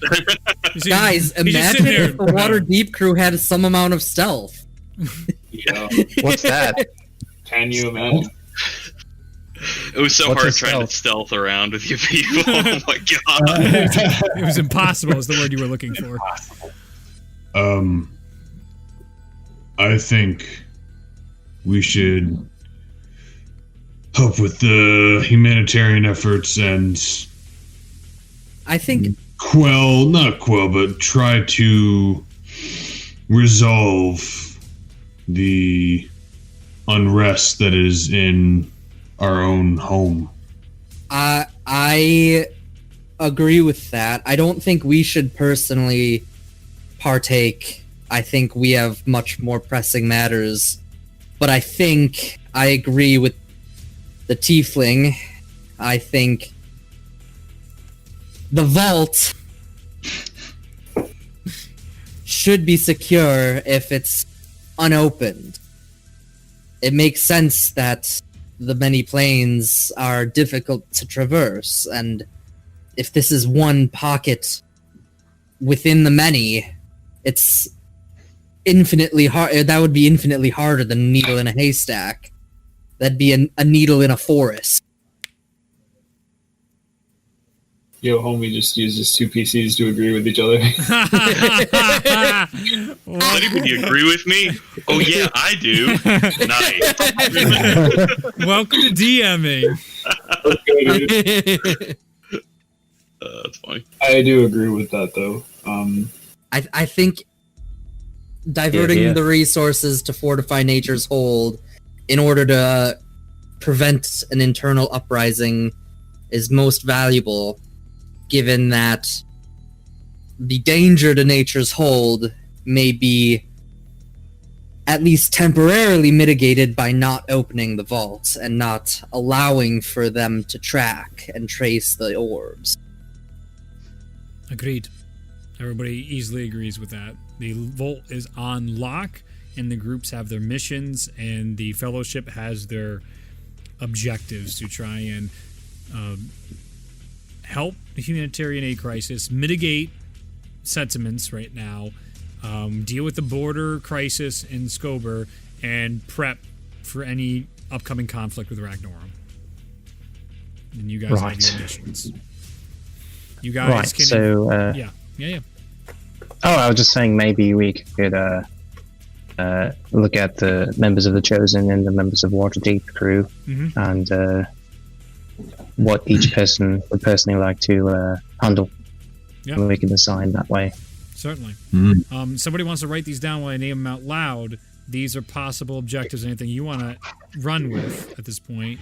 You can investigate the wall, the ice wall inside the temple, and these new Frostborn artifacts. You can look for the claws of Zahir that are potentially hidden beneath pink with the Fountain of Youth. You can pursue Mansoon and whatever the fuck he's up to. There's still a Wolfpack leader that was addressed at here too. That I forgot to bring that up. They believed they had traces of the Wolfpack leader somewhere outside Waterdeep recently, within the past 2 weeks. They believe they had sightings of the last Wolfpack leader. You have keeping an eye and tracking Ragnorum and this new entity as something that's on your list of things that you can be doing. You have preparing for whatever that is, which is also the claws. Discuss negotiating with the Valkyries and trying to get Valkyries to your side. Confronting the King of the Jungle to take his the books of Heavens and Hells that Orhana tracked down. Am I missing anything? I have all your side missions too, which are all written up. Oh boy. Yeah, like I was kind of writing a bit of a list, so I had like find Deldrick, Yeah. Oh, there you go. find the Tome of Heaven and Hells, locate the claws of Zahir, fortify Nature's Hold against Ragnorum, quell the growing Cobalt uprising, investigate the North, the Frostborn, the goddess of the Frostborn, the Frost Maiden, Brooker in alliance with Skoberheim, and then final Wolfpack, confront Mansoon, although that's at the bottom of the list. Fuck that guy. Come down here and fight me! Fools. Look at you, so tiny down there. You're so lucky that I don't have the Earthbind spell as a cleric. You think you can hurt me? It's amusing. We only look tiny because we're far up there. You look tiny from us too, like you're an idiot. I love it. All right. I know Aerie definitely is very much for find Deldrick and then find the claws in that order. What you know about Deldrick? Huh? Nothing. That's the thing. He Same. seems to know more about what's going on in the world. He's supposedly my uncle. Very interested. This King of the Force thing, I'm really feeling it as like a super quick and dirty thing. Yeah. Do you keep saying that? Do you want a one shot, or do you just want it over with? Well, to be fair, Both, man. He has the Tome of Heavens and Hells. He does. So Yeah, if does he know has how the to ability read? to open and read that book, that was the thing you used to seal away Asmodeus. So He doesn't know how to read. I mean, you gotta know both Celestial and, was it Abyssal? Infernal. Or Abyssal, Infernal, I can't So remember. he was one of the Ivory Tusks, right? He was the leader of the Ivory Tusks. So He doesn't know how Gonna to be read. pretty strong. yeah, I mean the Forest King. Like I Oh, totally. You could am always on track board. down Tyra. That was another thing. That's still a very real mission. Do we have any information regarding that? She fucked off, man. You got to start asking around to see where she ran away from. Oh, hey, has anyone heard what happened to Tyra? I would love to finish what we started. Last I kept track, Salem lets cues in. Actually, no, it wouldn't be Salem. It would be the Black Panther. The Black Panther would be like, From my little... oh god, what do you kittens? That's what you'd probably call them. That. There we go. From my little kittens, I hear the big bad Tyra was fleeing across the sea. I do not know which port she fell to, but if she's out of our lands, I find that to be a blessing. Maybe Ragnorum will find her. She's got my stuff, so I want to get it back. Alright. Tyra crossed the world in a trader ship. Not many trader ships are at this point going to that side of the world, so there is a limited amount of them. You could probably try and figure out which one took her for a mission at some point. If you wanted to. Do we want to hire people to handle the Forest King? You can, technically. I mean, That's why you have other NPCs that you now command to send on missions. but I don't want to send anyone to their death. I mean, feel like like I said, he is I'm a very strong Zeph guy. entity. I think he's an assassin. No, he's out of the game. I hear he can do like 400 damage in one turn or something. It's ridiculous. Surely this guy doesn't have that much health.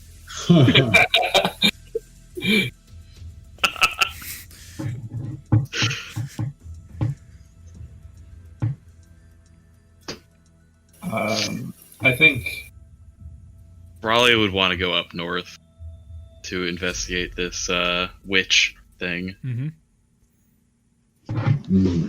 Tellius is interested in that too. Mm-hmm. Yep. All the frosty things. And remember, your buddy also saw himself going through that wall, so it was all as well that he was supposed to go through that wall. Taran? Taran, thank you. Yep. Taran saw himself going through that wall? That was a dream, remember? And it was difficult for him to Let explain all me... that. I only put a shotgun blast of loose ends and missions, so you have no fucking clue what I'm doing. Yeah. And there's no Reddit to data mine it, and it's great. It's all about the journey. It's not about the Oh, but there surprise. is now. He's We're starting disguising at the it Reddit. You should. with all these missions. Yep. So what I'm going to do /Dungeons is I'm and going to Dungeons. put the names of everybody next to the mission. Mhm. Who wants to go to it? And to so let you we- know, not every mission has to be done, obviously. Yeah. Yes, it does. We're doing a completion. Yeah, they do. You have to do all the side quests. So we I'm can get playing as much XP Skyrim, as goddammit! possible. This is what we fucking do! What's his, I already forgot his name, the big bad dragon. What's his name? Aldwick and fucking Wayne! You gotta do the side quest before you do the main quest so you don't progress the story too fast. Yep. So You the guys, actual- this Aerie, what Aerie just did, it's like everybody in the room, oh, fucking shit! You had this accidental, like, progression of the main quest, and everyone, fuck! Everyone's just throwing shit right now. Wait! Wait! You finished a side quest and it automatically loaded in a story quest. Yeah, yep. Mm. And you just started doing it absentmindedly. Oh shit! Wait, you're not supposed to be here! I hate this! You just see, like, Path of the Daedric. No! How did I end up here again? On a Daedric You mean quest in Deldric? Blackstone. God damn it! Blackreach, or whatever. How it's am I in Blackreach again? Yeah. Get here. Oh, look, a new cave, and I'm in black. I'm in Blackreach. All right. Okay. What are we doing? Do we have a vote? What I'm doing is I'm trying to keep track of who wants to do what, so that way, if we decide to send people off on individual missions, we know who's going on. Yep. And then we can do those with me in one-offs or with each other. So Tyrion very much would like to recover the Tome of Heavens and Hells. Who? Tyrion.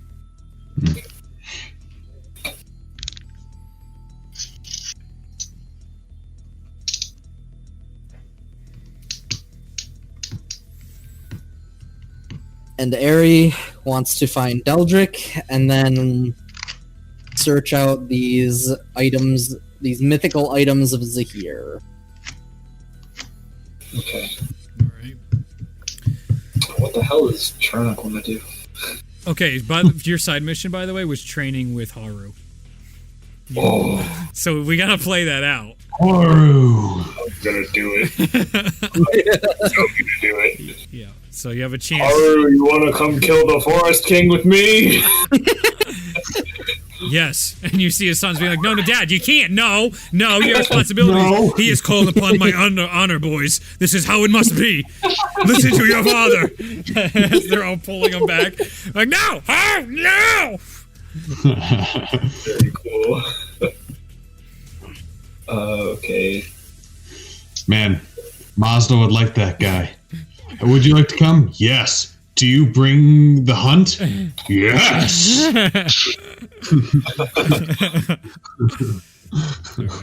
Okay, so I have Ralia. I have what else does Ralia want to do? She's got the ice wall right now. Did she have interest in anything else? I mean, probably the clauses are here as well. Okay.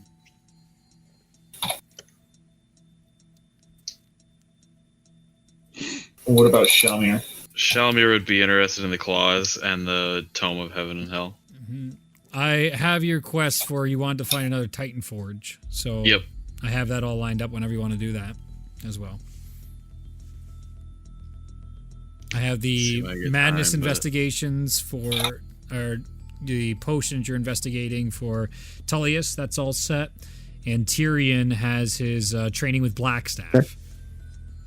That is Training all with set. Blackstaff. Whoa. Those And are at all- the end, you'd be like, all right, now make sure you volunteer for the thing. So you have all those missions that definitely would not answer many of these questions if you fucking did them before this meeting. Hey. I'm kidding. All right, what characters do we still have to write down? I need both of yours. So what does Milestone want to do? So Mazda really wants to make sure there's no issues with Cobalt shit, but it sounds like we're just gonna like send other people to do that. That's the impression. We're gonna defer reinforcing nature's hold to fortify that relationship. That's good, because that's like his number one thing. He doesn't want to mess around with that. Number two is probably the ice wall. Okay. And then 3 would be the wolf pack leader for Mosnell for like a top 3. And then Ignatius would want to find Deldrick because it's his buddy's uncle. So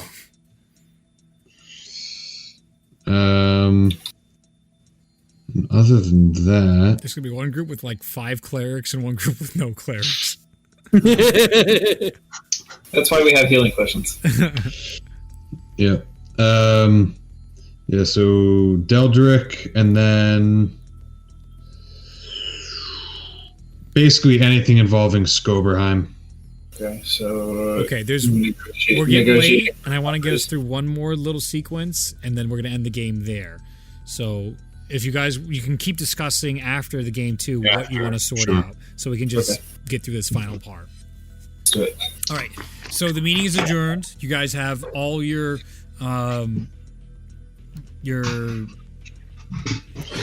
missions in order, and you will get them in order.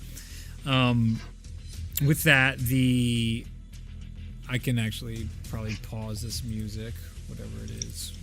Stop. You guys exit the meeting. You are given your leave that you can return to whatever you're doing, to your homes, and get to your missions as soon as possible. But obviously we know there's little grace periods. What is the Chosen doing after this meeting? After this meeting? Yeah. What time is it? I would say it's midday at this point. Oh. That was a long meeting. Lunch!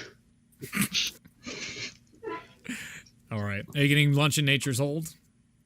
Yeah. Okay.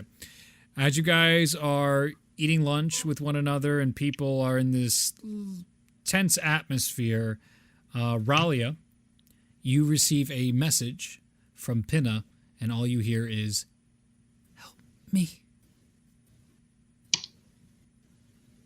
Where are you? No response. Great. So, Ulazal, can you scry Pinna? Yep. I cast scrying on Pinna. All right. You can see she is gagged, tied to a wooden pole in sort of some dark area right now. It's tough to make out. Okay. She looks bruised, and she looks nearly unconscious. Just a dark area? It's like... Is it like a prison? It's tough. Give me a perception check. You're scrying, my guy. Let's see. How are we doing, perception? Who wants to go liberate our stronghold again? Yeah. Jesus. The Cobalt sympathizers in our town. What the fuck? 21. 21. It's dark in here, dude. You can make out more of the wood of it all. It looks like it's not so much like a stone dungeon. It looks like she's held up in some sort of house. She's held in somebody's house. She's bound. Wasn't rule number 1 anyone who touches Pinna is just gonna fucking die? Yep. Don't you hurt my precious wizard! I don't know what.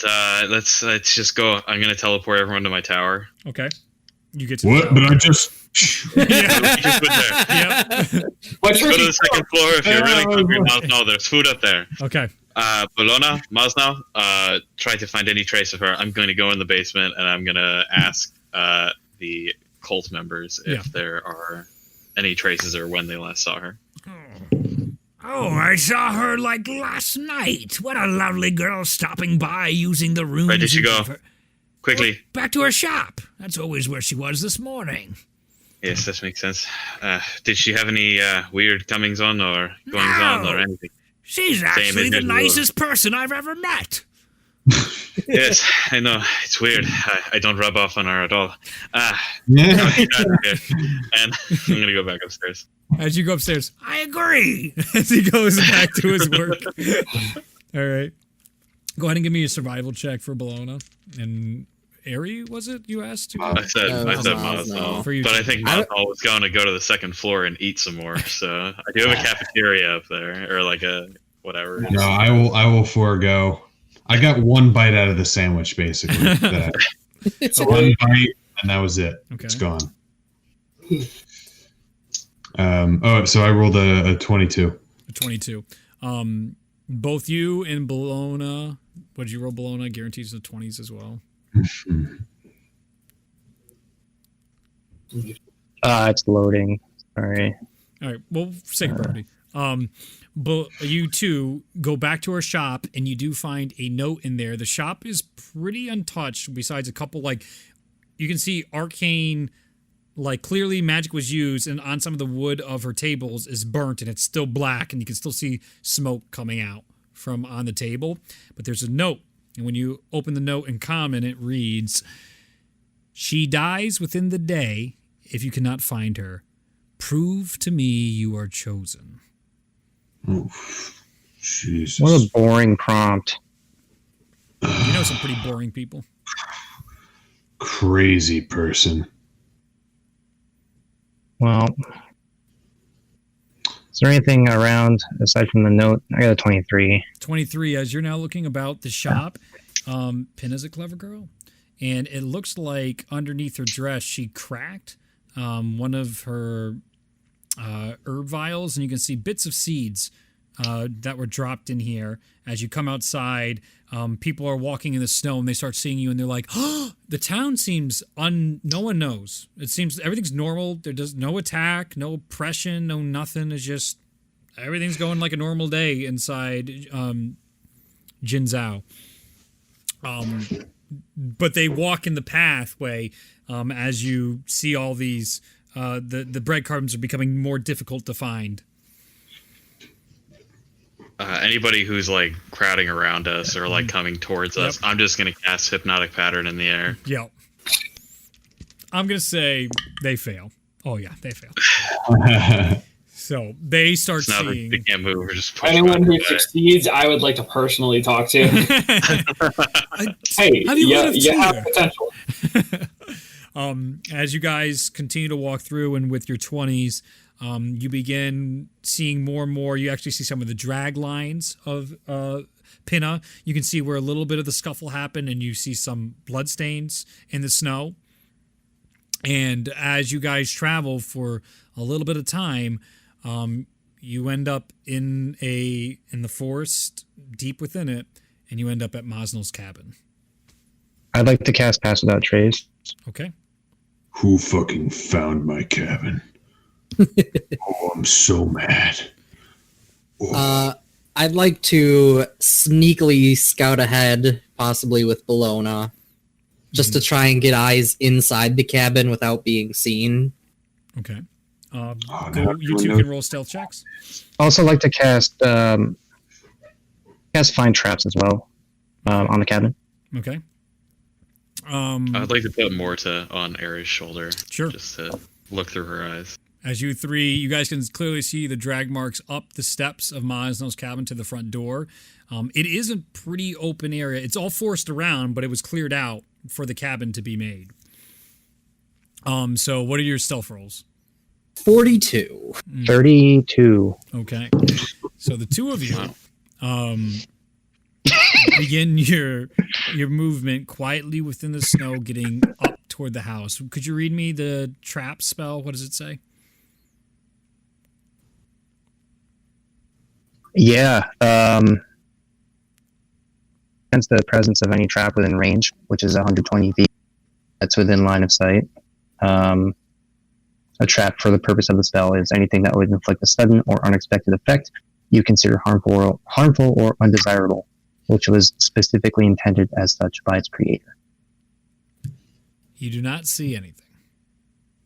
Okay. As you guys try and peek inside the shop, you can see there is a very, very dim fire lit inside Mosnell's hunting cabin. And Dark They vision. They don't know what it is. This is a random cabin. The only one who knows is Bologna. Right. Everyone else is a normal cabin in the middle of the woods. Mosnell's just fucking pissed for no reason. He's just fucking grinding his teeth right now in silence. Because not only did someone find it and take someone here as a captive, Pinna of all people, but now everybody in the group knows where it is. Gotta rebuild it! Tear it down. Gotta go deeper. Right. As you guys peek in, give me perception checks. You two, from the little windows that are here. Would I also get one as Yeah, Morta? okay, sure. It's bad anyway, so Okay. 7. It's dark. 26. How big was the... What's that? Sorry, 17. Yep. 26. It does appear like this is some sort of magical darkness is inside there, but you can barely make out what looks like what Ulazal described to you as Pinna tied to one of the support beams. And there's no other figures in there. Not that you can make out. Well, guess what? I gotta move around the cabin, walking up its walls, Yeah, you and are. peeking in any windows from above to get every angle I can. Is there any windows inside? Are there skylights in your hunting shack? That's up to Mosnell. Or like upper level stuff, or I don't Is there know. even 2 floors? I'm pretty sure there's only So one. there, I never imagined there was 2 floors. Yeah. Okay. It was a 1 floor. It's literally like a bed and a place to do food. And the trophy room. And a trophy room.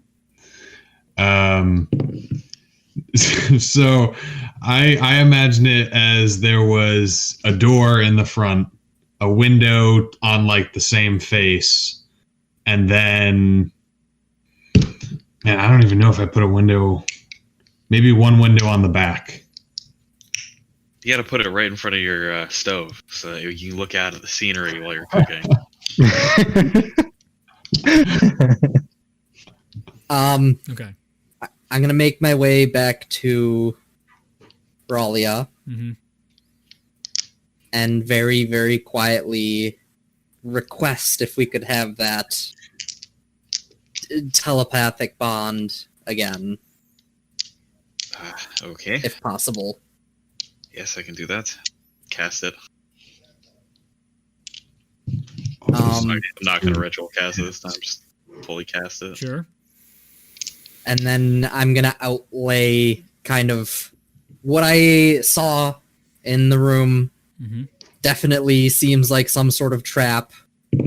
I think maybe like approach from multiple angles, just like all at once.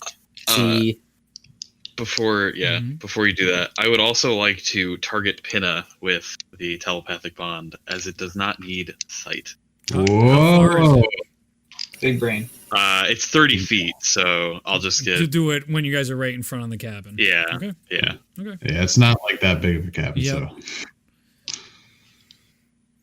Okay. And just kind of be like, let's fucking SWAT team this. Not in those words, because obviously Yeah. SWAT doesn't exist, I'm- but We're gonna like line up by the We're door. gonna spray hand. Yeah, I see that. I was gonna say. combined assault from multiple angles. All right. All right. It's going to be a Cragmaw castle.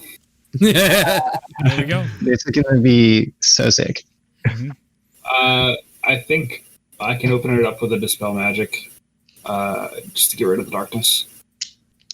What do you guys think? I agree. I like this plan. All right. Then Are you saying that? I'm telepathically communicating that as soon as the bond goes up. You can hear a faint no magic from Pinna. Do you know where the person is? No. Here. She's very faint and fading in between the consciousness. Well, All right. Well, I guess we'll have Aerie go in from the back, and then I'll cover, and then we'll have Maslow go in the front, and Ulazal, you cover you as well, Relia.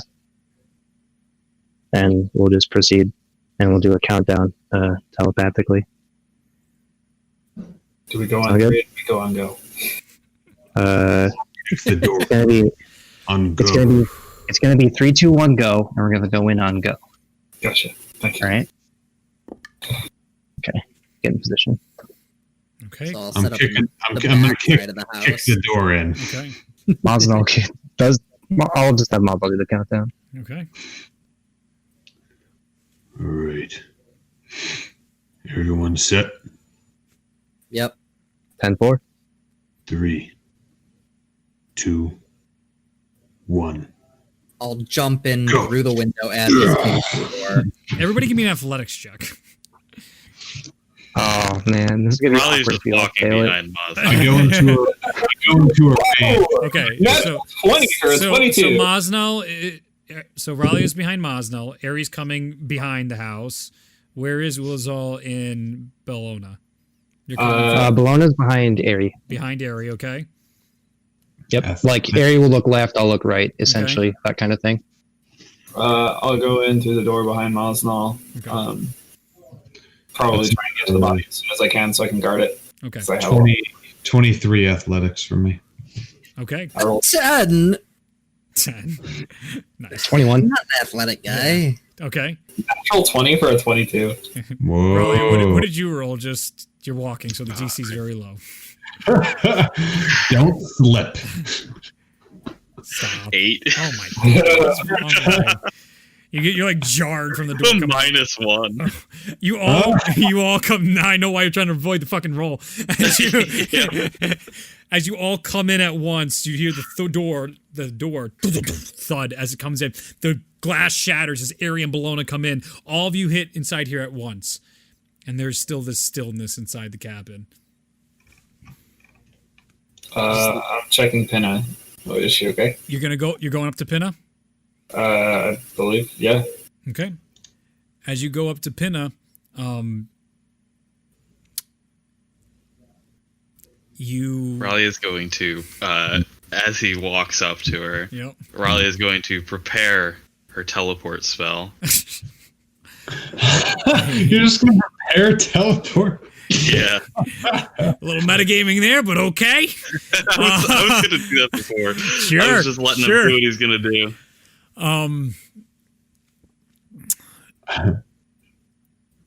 As you step forward, you hear a click, and from all four sides of Pinna shoot out this white gas that just explodes forward out of all four sides around her. I need everybody to make dex saving throws. It's not white phosphorus, is it? 24.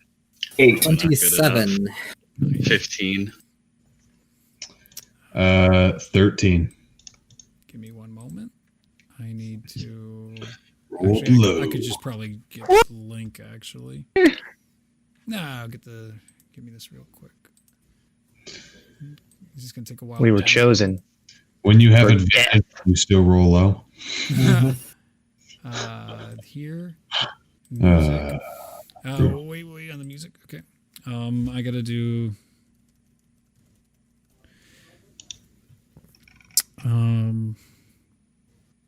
This is...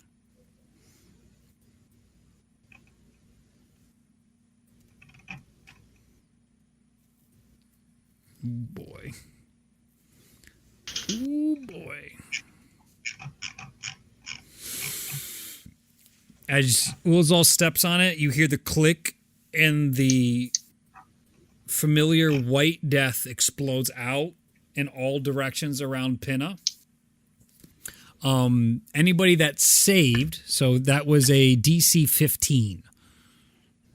Oh, You it was low. You take half Oh, damn it. of 109 fire damage. Oh, get I out would of have here! made it. Oh, As I have 108 HP, you troll.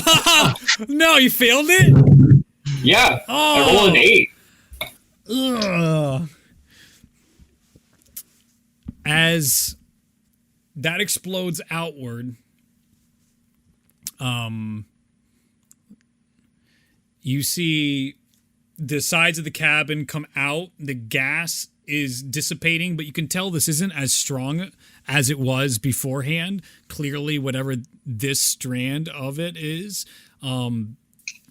has been either tampered with or it's not as potent as what you guys used against Escott. And you see around you, out of the snow, pop out Cobalt soldiers, and you see the Wolfpack leader coming forward as I'm going to need everyone to roll initiative. Shit. We're not going to play this out tonight, but... Reaction teleport. Yeah. You can see... What? No, I want to fight him. Yeah, give me up real quick. Whoa, natural 20 for 23.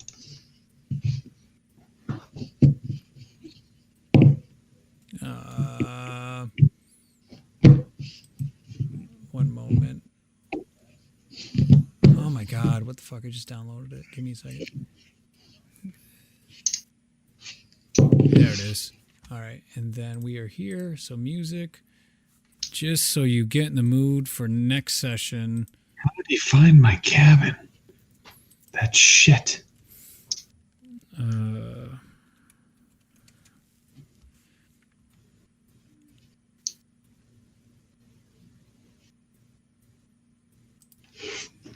Ooh. Ow. One last howl. Is that playing? Mm-hmm. Unknown title? Oh, yeah, it's playing. As you see come out of the snow, you can notice some of the symbology on one of the individuals that comes out of the snow, and you hear in a strange accent, "Now fire!" And you see an individual with this strange-looking arcane mechanism on the ground and this dwarf behind it getting ready to pull the trigger on what looks to be this strange cannon-like looking thing. For you guys, you see your characters from the one shot in the crossroads pop out of the snow surrounding you guys right now. At least we don't have to claw one. Yeah, this is gonna expedite something. This is gonna be great. None of them have the claws, and they look beat to shit. Great. Interesting. It was taken from them. Potential. But we'll have to find out next session. As we will start in combat against your former characters. No! Fargo! Oh, I can't wait to This beat is Brent weird. up. It's gonna be great. Oh, Orson might be a problem.